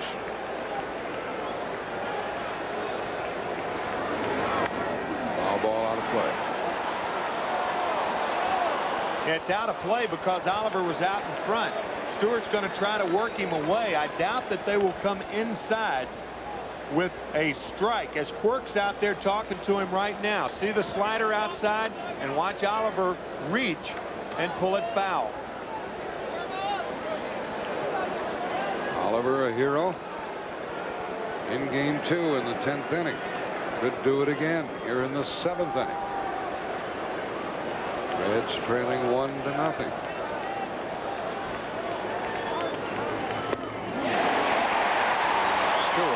Love the strikeout. Again with the slider away. First pitch was up a little bit. I think Dave Stewart's telling Joe Oliver right here that he's going to stay away. Away. Speaking of away, the Reds let one slip away in the 6th. They don't want to miss this opportunity. The runner will stay as Lansford fields the ball. 2 out.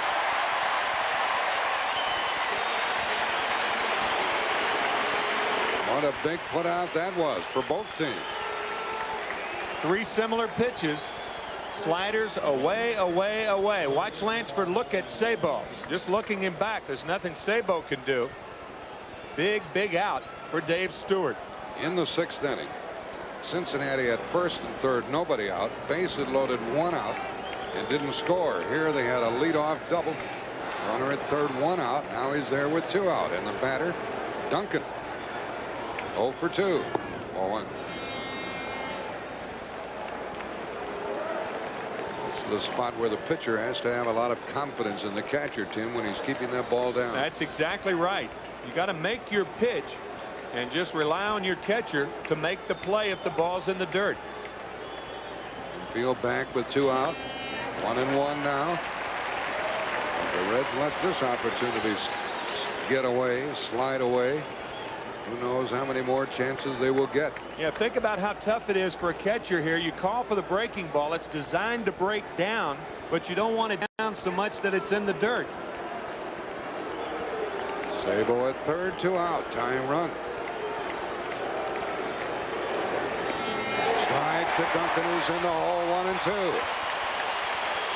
Lou Piniella knows that he's missed an opportunity in the 6th.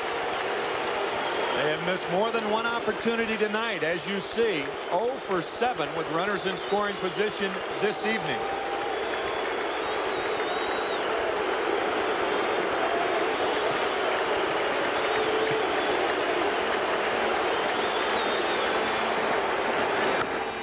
That should end the inning. Dave Henderson wants it. The A's still lead. 1 left for Cincinnati. They've left 6. 7th inning stretch time. 1-0 Oakland. Terrible jams in the 6th and 7th. Some Cincinnati fans have made the trip.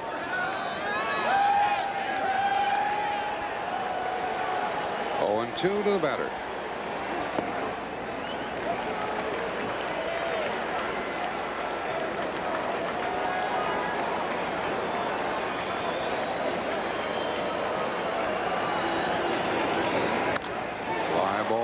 For Winningham.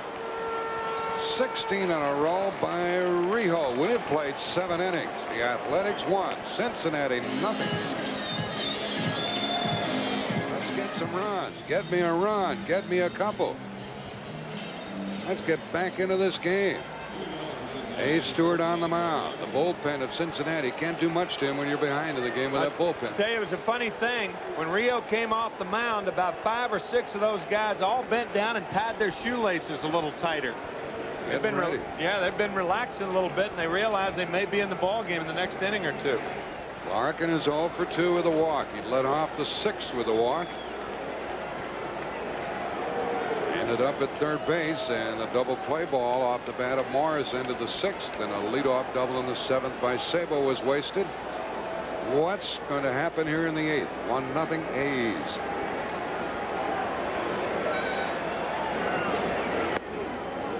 And ball 1. The third baseman Lansford with Larkin up there is in a unique position, Tim. Yeah, he's guarding the line and guarding against the bunt. Tough spot. On the corner to Larkin.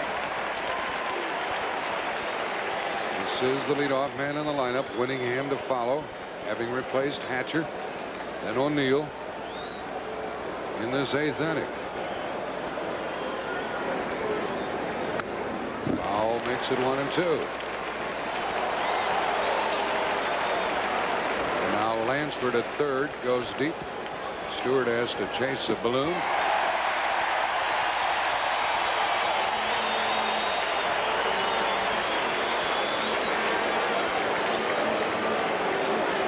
A full staff of relievers. Burns, Eckersley, Nelson, Sanderson. I'll tell you, that guy whose name starts with an E is the guy you should be concentrating on there, however. The left-hander comes up, maybe Rick Honeycutt. 1-2 to Larkin leading off. That ball slices foul and drops out of play. It stays 1-2. Well, aside from one at bat by Hatcher, Cincinnati's played this game without Hatcher and Eric Davis. Jonas foul falls on the others to get some runs.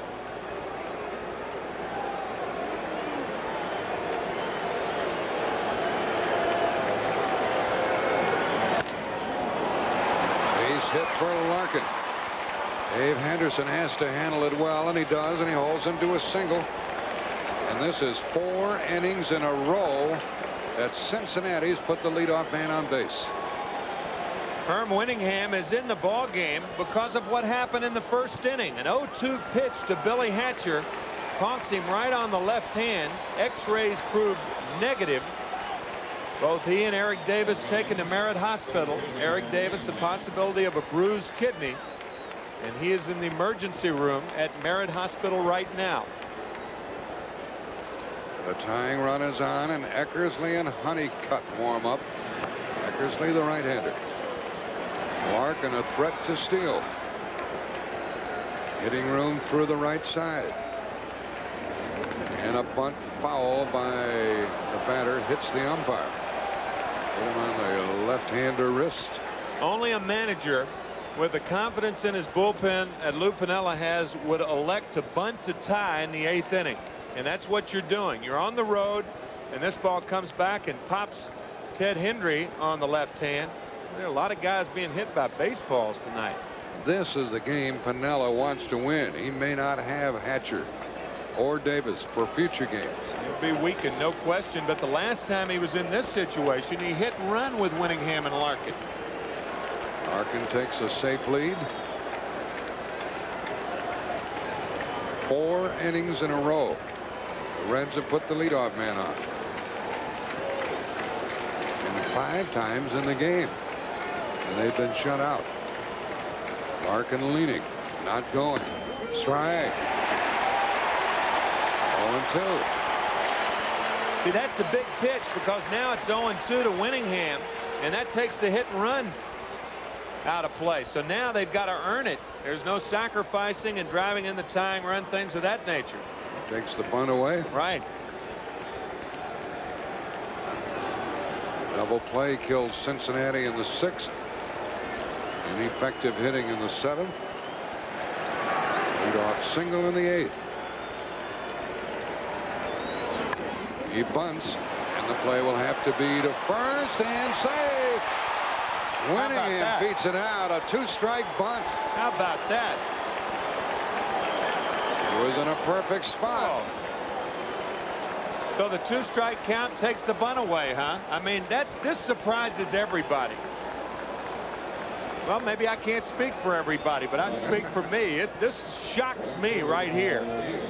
You couldn't have put a blueprint down any better than Winningham, and Jamie Quirk understandably coming out slowly to field it, and Winningham has a bunt base hit with a count 0-2. Let's see what O'Neill does. Do you know these Reds are one big hit away from taking the lead and perhaps winning this series? There is ball one. As O'Neill showed the bunt, he's 0 for 3. Winningham did not give himself up when he bunted. He was actually bunting for a base hit with a count 0-2. O'Neill the batter, and the options belong to Piniella. And that bunt will cause the play to go to first, and safe, and the bases are loaded. Stewart pulled Randolph off the base, and La Russa wants to come out and talk about that one. Bases loaded, nobody out.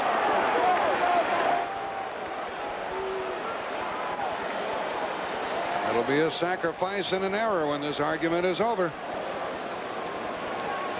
I think Tony is saying, look, to Randy Marsh, that you cheat on this play all the time.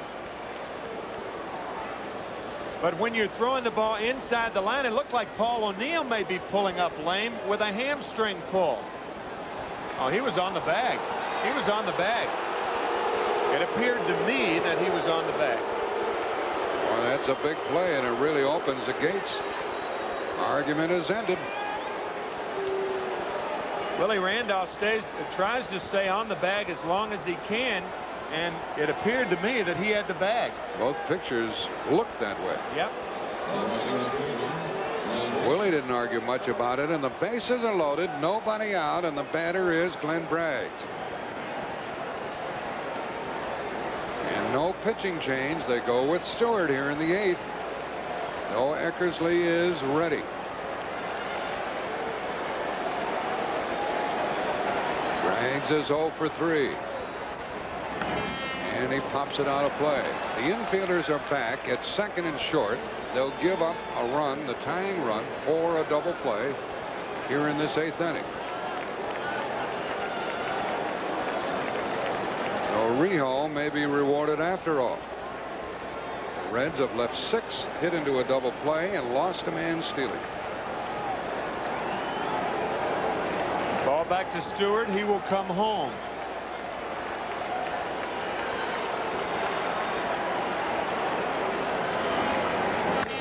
Braggs hits a possible double play ball, and only one, and a run scores, and we're tied. It is a 1-1 game on the infield out on the fielder's choice by Braggs. The previous play was a sacrifice and an error to the pitcher.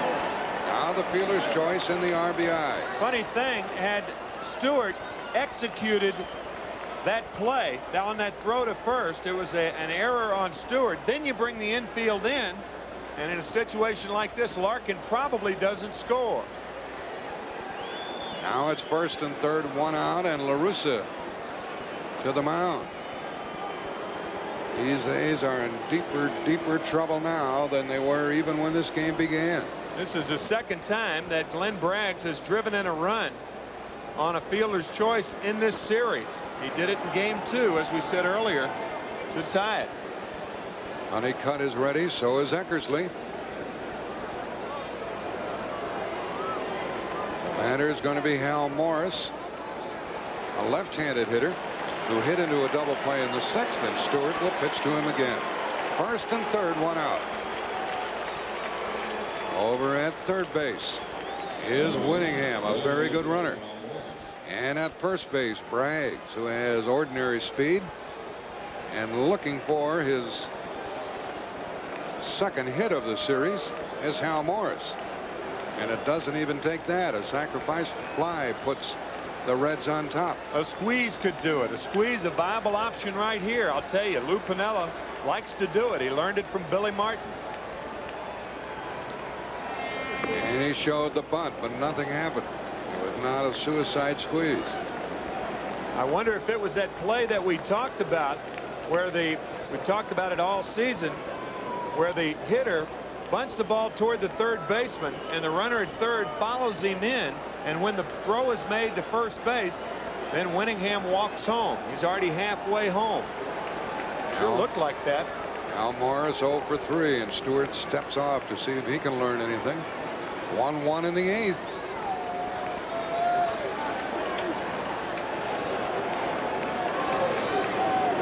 The Reds have tied it here.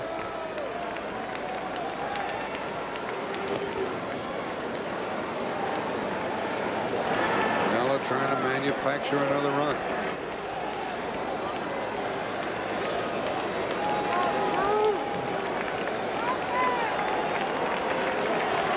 Morris, the man of the moment for the Reds. And a high fly ball to right will put Cincinnati on top. The runner tags. They could never throw him out. The throw goes into second base, and it's 2-1 Cincinnati.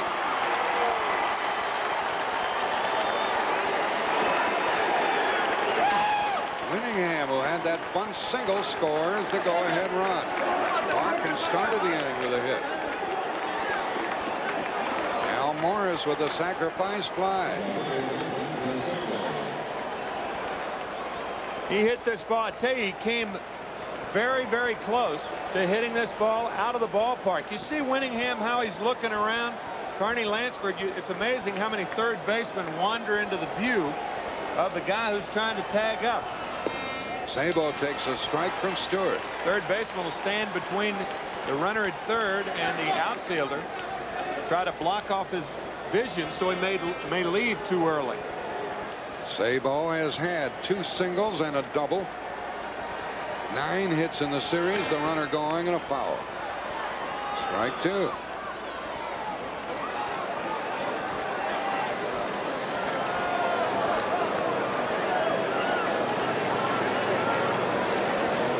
Sanderson and Weiss talk it over on the bench. Their club 6 outs away from being eliminated.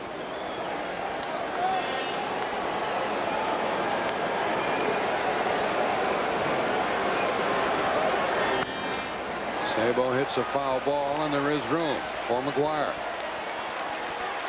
Inning is over, but Cincinnati takes the lead. 2 runs, 2 hits, 1 error, 1 left. They've left 7. Bottom of the 8th. The score now: Cincinnati 2, Oakland 1. A great shot from the Goodyear blimp overhead at Oakland, but down here right behind home plate is the pitching chart of Jose Rijo. Lou Piniella said he'd go 100 pitches. That's exactly where Rijo is. 100 pitches, action in the Cincinnati bullpen, and a pinch hitter for Oakland. Jack and Tim. Benzinger talking to Rijo. The pinch hitter is Ron Hasse, batting for Gallego. He's announced. Cincinnati bullpen is busy. And Rijo has retired the last 16. He has allowed 2 hits, both in the first inning. So the Cincinnati Reds finally cash in after missing opportunities, and they lead 2-1 in the bottom of the 8th, and they lead 3 games to none.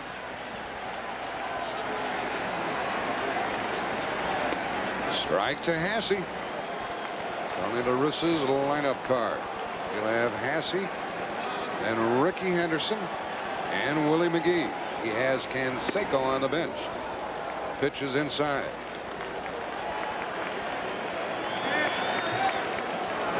Under normal circumstances, I think you'd see Rijo lifted, but how can you lift a man who has retired 16 in a row? He is pitching wonderfully here in game 4. And the ball back to the screen. Thought for a moment it hit him, but it did not, and it's ball 2. Came very close to hitting Hasse. He skips out of the way.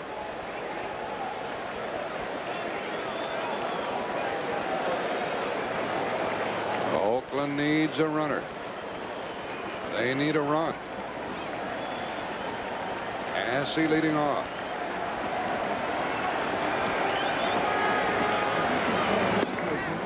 And he went around, and it's 2-2.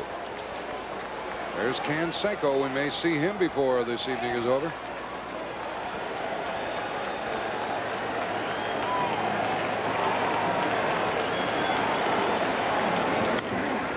To the second baseman, Duncan.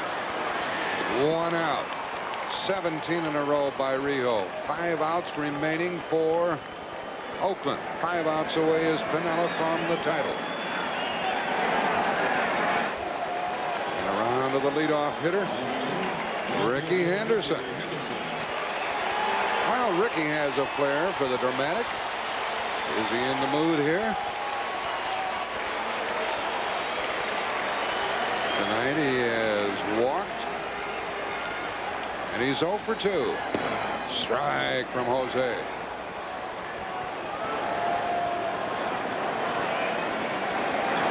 Piniella used to manage Ricky Henderson over in New York at Yankee Stadium.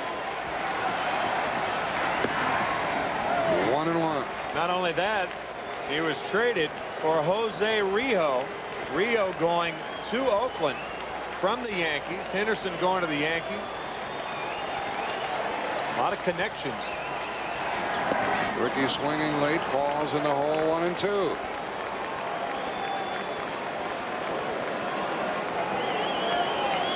Well, that slider has just been as wicked as probably any slider he's ever thrown over a period of a ball game. So much for that sore hand to his and that blister. 1 out here in the 8th. Did he go around? He did, and there are 2 out. Oliver throws to first for the putout, and there are 2 gone. That's 18 in a row by Rijo. That is his 8th strikeout. Henderson to the bench. 2 out. 4 outs remaining for Cincinnati to clinch it all. Slider out of the strike zone again. And it appeared he went too far. Good call. Willie McGee of Oakland has 1 of their 2 hits, and he has scored the only run. That was in the first. Reds got 2 in the 8th. McGee drills one to the center fielder, Winningham, and that is 19 in a row by Rijo. He might end up being the most valuable player of this series. We played 8 innings. The Reds 2, the A's 1. Oakland, Cincinnati, Pittsburgh, and we appreciate it. This is the Columbia overhit, and we're into the 9th inning with the Reds on top 2-1, and Stewart still on the mound, and a bouncer to Randolph off the bat of Bensinger. 1 out in the 9th. Good effort by Stewart here tonight, but he allowed 2 in the 8th. Base hit by Larkin, bunt single by Winningham. There's Rijo. The bullpenners are seated.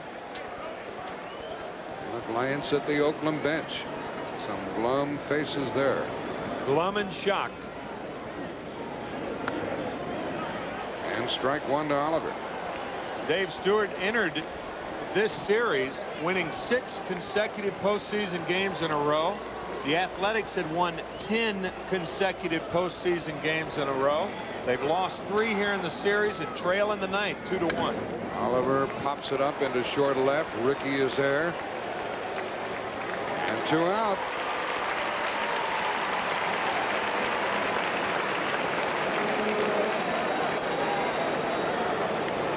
Tony La Russa have some good hitters up in the 9th, including that batter, the designated hitter Baines.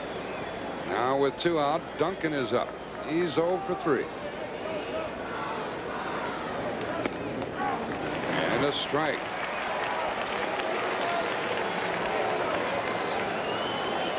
Billy Hatcher back from the hospital in the clubhouse after being struck by a pitch. Fly ball to center field to Dave Henderson. takes care of the Reds in the ninth. A great job by Stewart, but maybe not good enough. Bottom of the ninth, Henderson, Baines, and Lansford. 2-1 Cincinnati.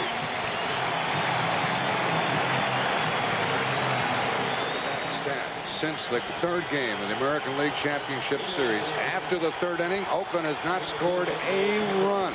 They scored their run in the first inning here tonight, and they trail 2-1 in the bottom of the ninth. Oakland needs a run. Cincinnati needs 3 outs. Dave Henderson leads off against Rijo, who's retired 19 in a row.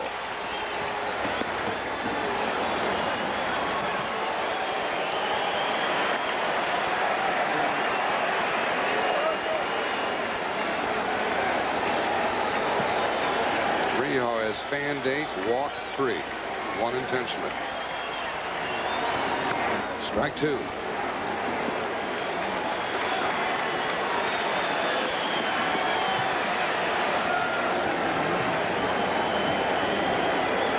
Dave Henderson 0 for 3.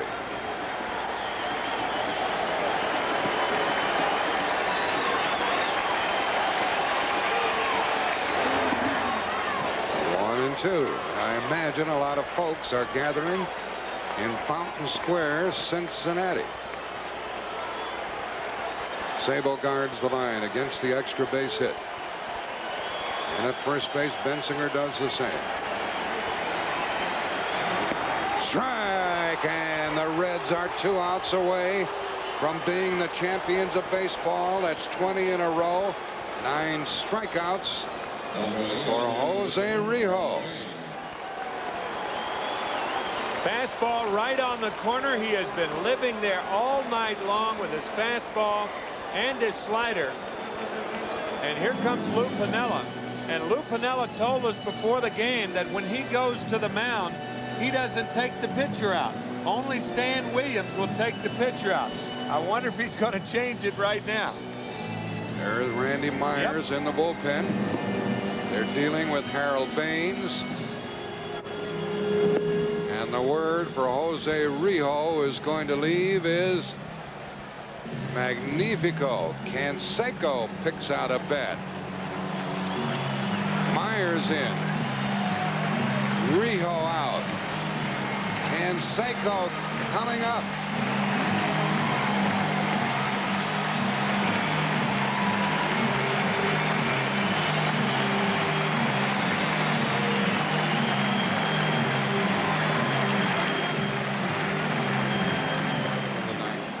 Jose Canseco batting for Harold Baines.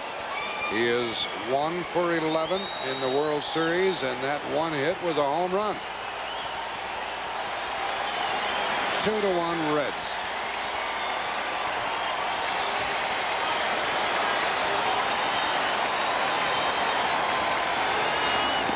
Strike. Myers gets ahead.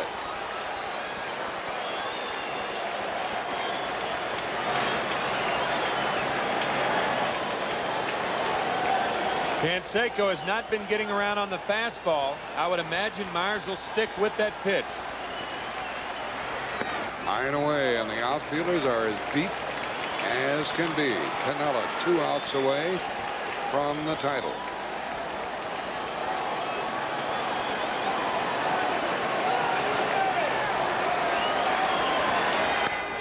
One ball, 2 strikes. Sabo guards the foul line at third. Bensinger does the same at first base with 1 out. 1-2 the count.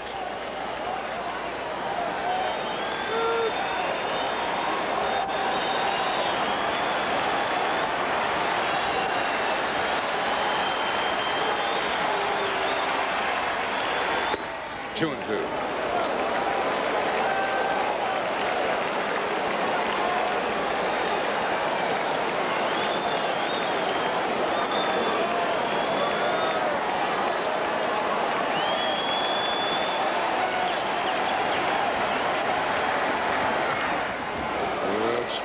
Canseco. That's one of the few pitches we've seen him bend right on. That ball was in a little bit. More on the inside part of the plate.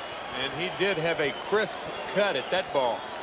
When you foul it straight back, you just miss it a hair. When you foul it off the other way, you're not getting around on it.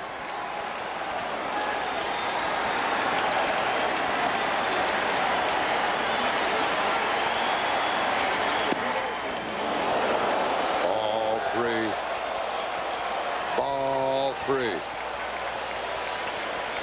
Ever so close.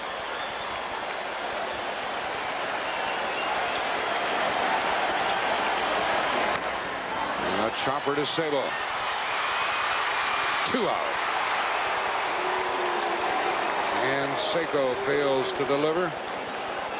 And the Cincinnati bench ready to explode.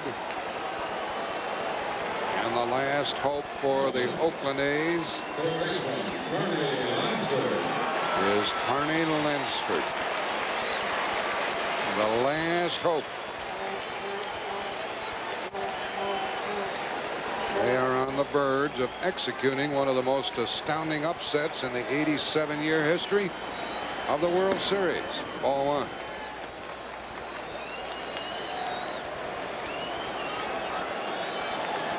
What can you do? What can you say? Rijo rooting for Myers. Ball two.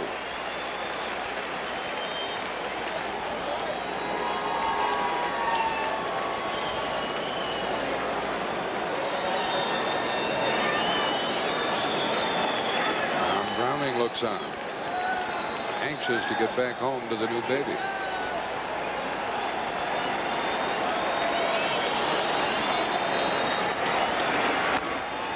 Two balls and a strike with 2 out in the bottom of the ninth.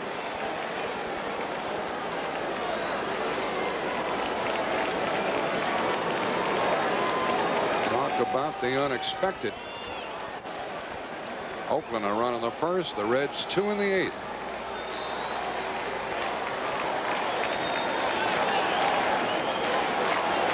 Billy Hatcher in the T-shirt back at the park.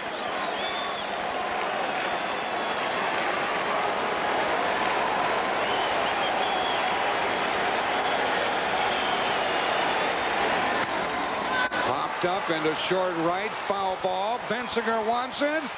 Cincinnati, the champions of baseball for 1990, with an improbable sweep over Oakland.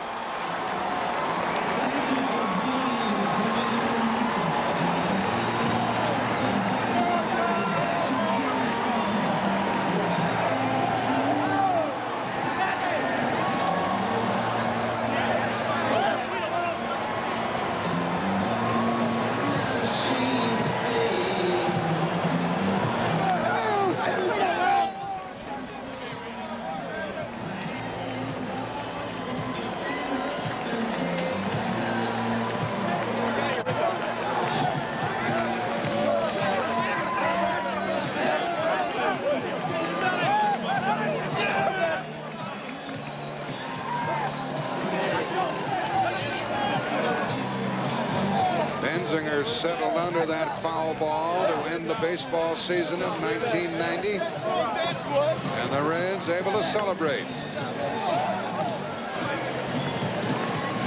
As Bensinger gloved the ball,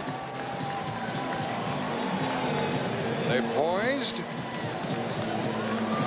and they ran to the scene. Congratulations to Lou Piniella.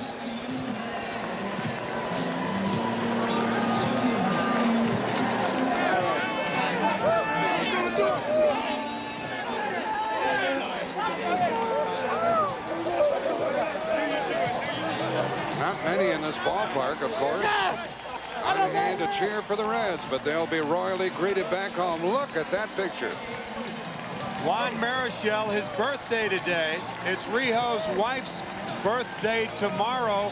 Juan Marichal never won a game in World Series play, and here is son-in-law 2-0, even though Marichal's ring represented.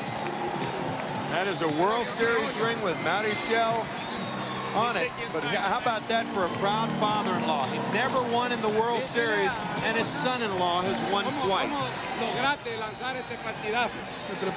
Happy news back home to the Dominican Republic, where the winter baseball season started last night. Well, what do you think, Cincinnati and you folks at Fountain Square? The Reds have brought it home to you. And they'll show you the trophy tomorrow. We'll show it to you folks here tonight. Billy Hatcher leads the parade back into the dressing room.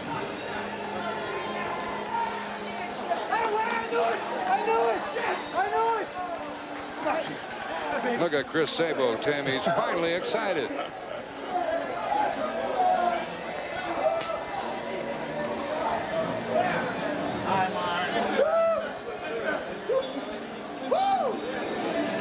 There's the scene here in Oakland, where the 1990 baseball season has concluded. Pat O'Brien will have plenty for you. We're going to join in on the celebration.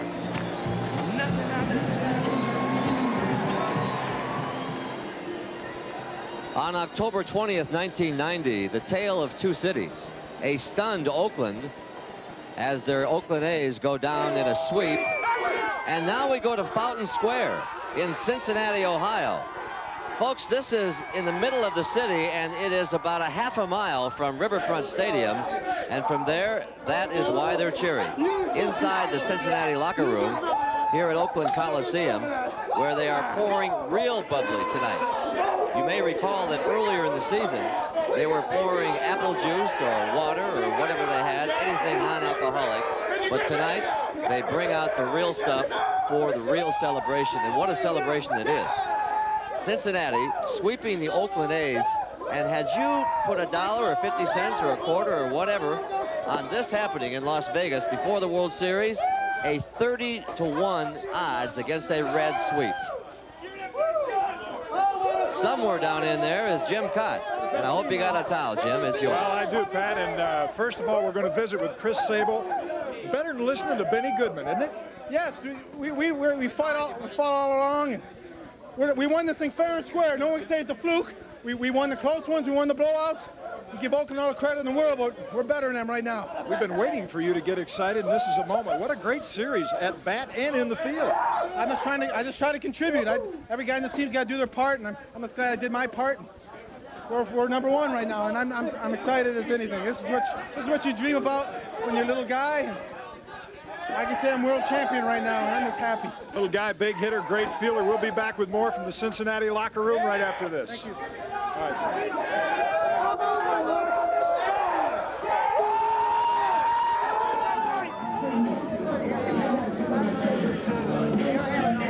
All right, celebration in the Cincinnati locker room, and right now my privilege to introduce the Commissioner of Baseball, Mr. Fay Vincent, who will make the trophy presentation to Marge Schott, the owner of the Cincinnati Reds. Commissioner? Thank you, Jim. It's my great pleasure to present this trophy to the Cincinnati Reds, to Marge Schott, to Lou Piniella, and to Bob Quinn, all of whom deserve great credit. This is a wonderful tribute to a splendid team. They won fairly, they won squarely, they deserve all the credit in the world. My special commendation to the Oakland A's. They've done a great job. But this is a night for the wonderful Cincinnati Reds, their president, and their team. My congratulations to all of you, and Marge, God bless. It's a wonderful night. Marge, your comments and your feelings. Well, my feelings are, this is something I've wanted 5 years, and it really is for my fans, that who deserves this. And I got the best team in the world, and also we dedicated this to all of our troops in the Middle East, and this is for them, and they're going to be winners too. And God, I better give it to the man. All right, congratulations, Marge. And this is the man, first manager to manage a sweep in postseason play in his first year. Good trivia question. Your feelings right now, this has got to be the ultimate of all the thrills you've had in baseball. Well, it really is. First of all, I'm really proud of our team. I mean, they played exceedingly well during the postseason competition against Pittsburgh and now against Oakland. And I'll tell you, the way we played, we deserved to win. We were out there and hustling, and we're aggressive. We were unselfish, and I'm so proud of them. It's just a great feeling. And Oakland, my God, you know, what can I say? They've had a great season, and somebody has to win and somebody has to lose in these things. But you can't consider Oakland losers after winning 103 games and getting to the World Series. I like your comments at the start of this series. Very calmly said, we're not here to provide opposition for Oakland. We're here to win. We felt that we could win.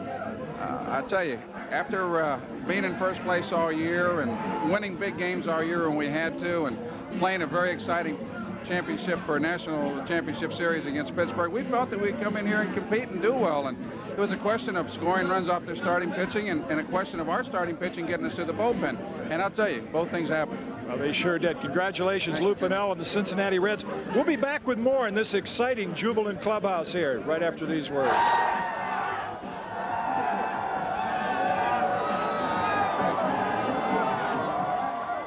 This is Tim McCarver with the Oakland manager Tony La Russa in the Oakland Athletics clubhouse. The lack of hitting can really leave a manager powerless. Now, Tony, I guess it all started back against the Boston Red Sox in the ALCS.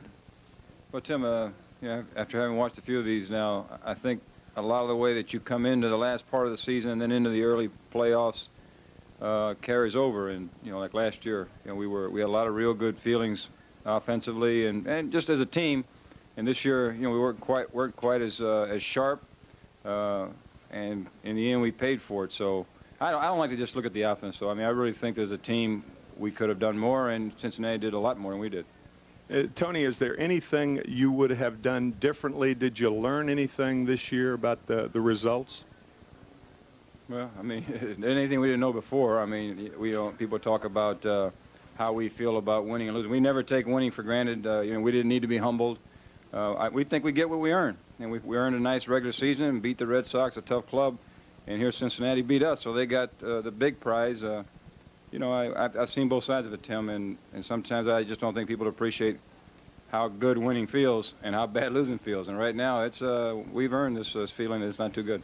Well, our sincere congratulations. You won 103 ball games, actually 107, including the Red Sox, and I would assume you're raring to get back into this thing next year, huh?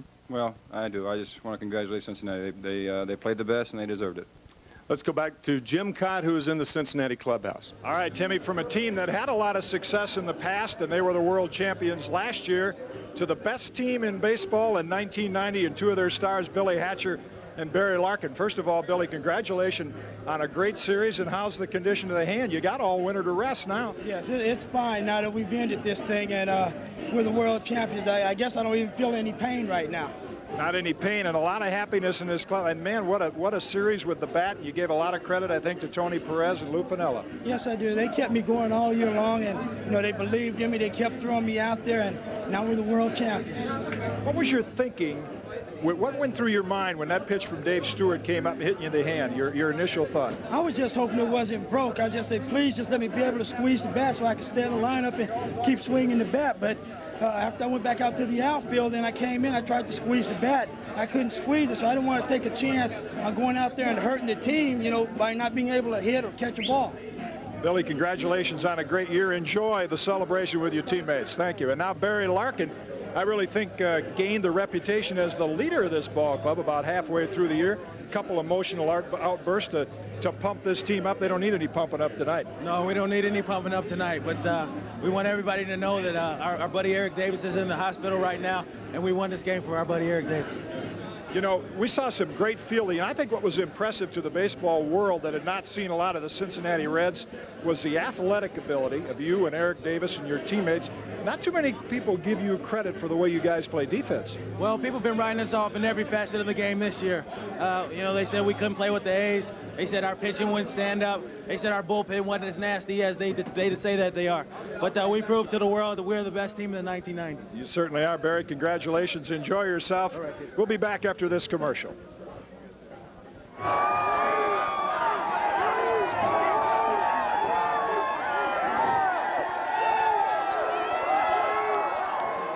Kind of a different scene at Oakland Coliseum. About 500 fans standing around in the stands listening to Lou Piniella do a post-news conference exalting his Cincinnati Reds, who have swept the Oakland A's. And in the process, it's interesting to note that a Babe Ruth record was broken in this series. Billy Hatcher, who hit 750 in the series, broke the Babe's record of 625. The Babe set that in 1928. Now Billy Hatcher has the record. A veteran of many World Series is our own Jack Buck. And let's go up now for Jack's final thoughts. Jack.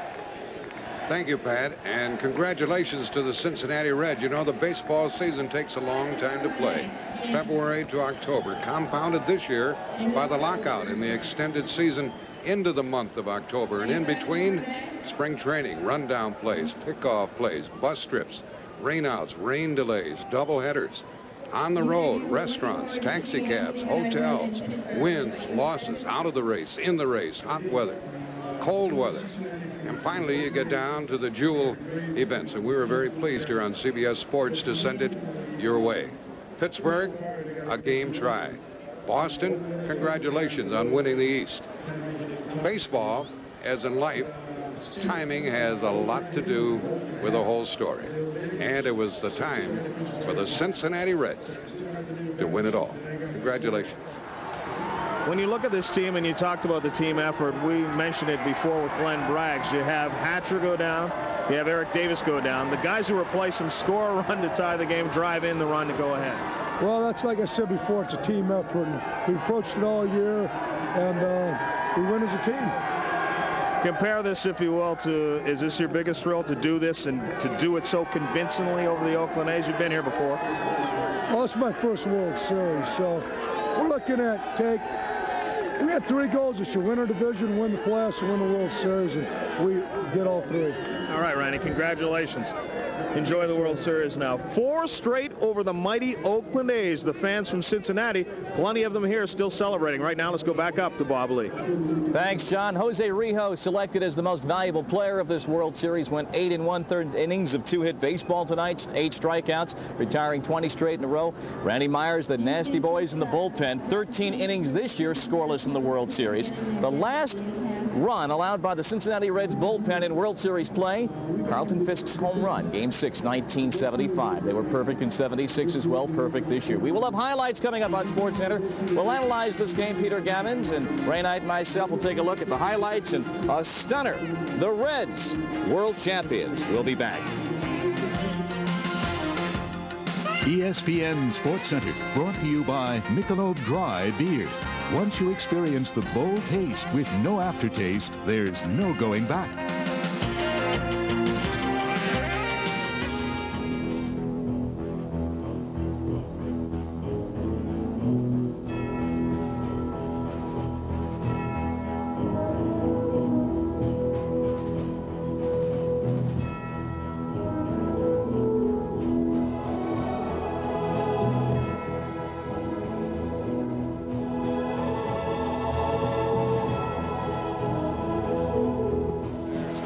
And the runner moves on to third base, and he's out!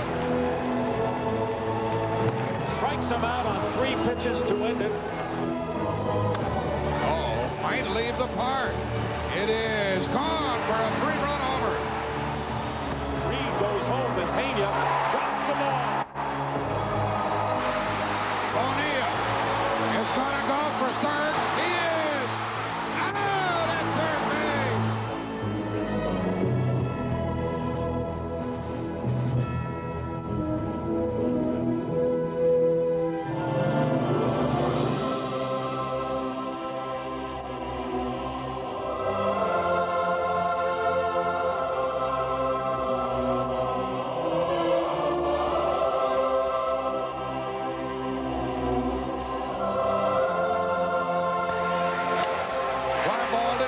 Center field. McGee back. It's going to go.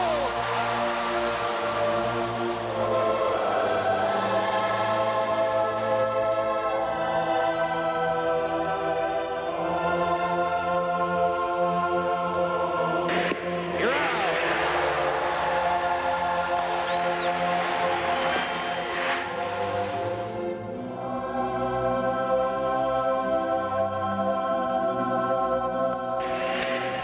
Flies to right field. It can't shake up. Cannot. It's off his glove. 7th consecutive hit for Billy Hatcher. The 8th straight time he's been on base.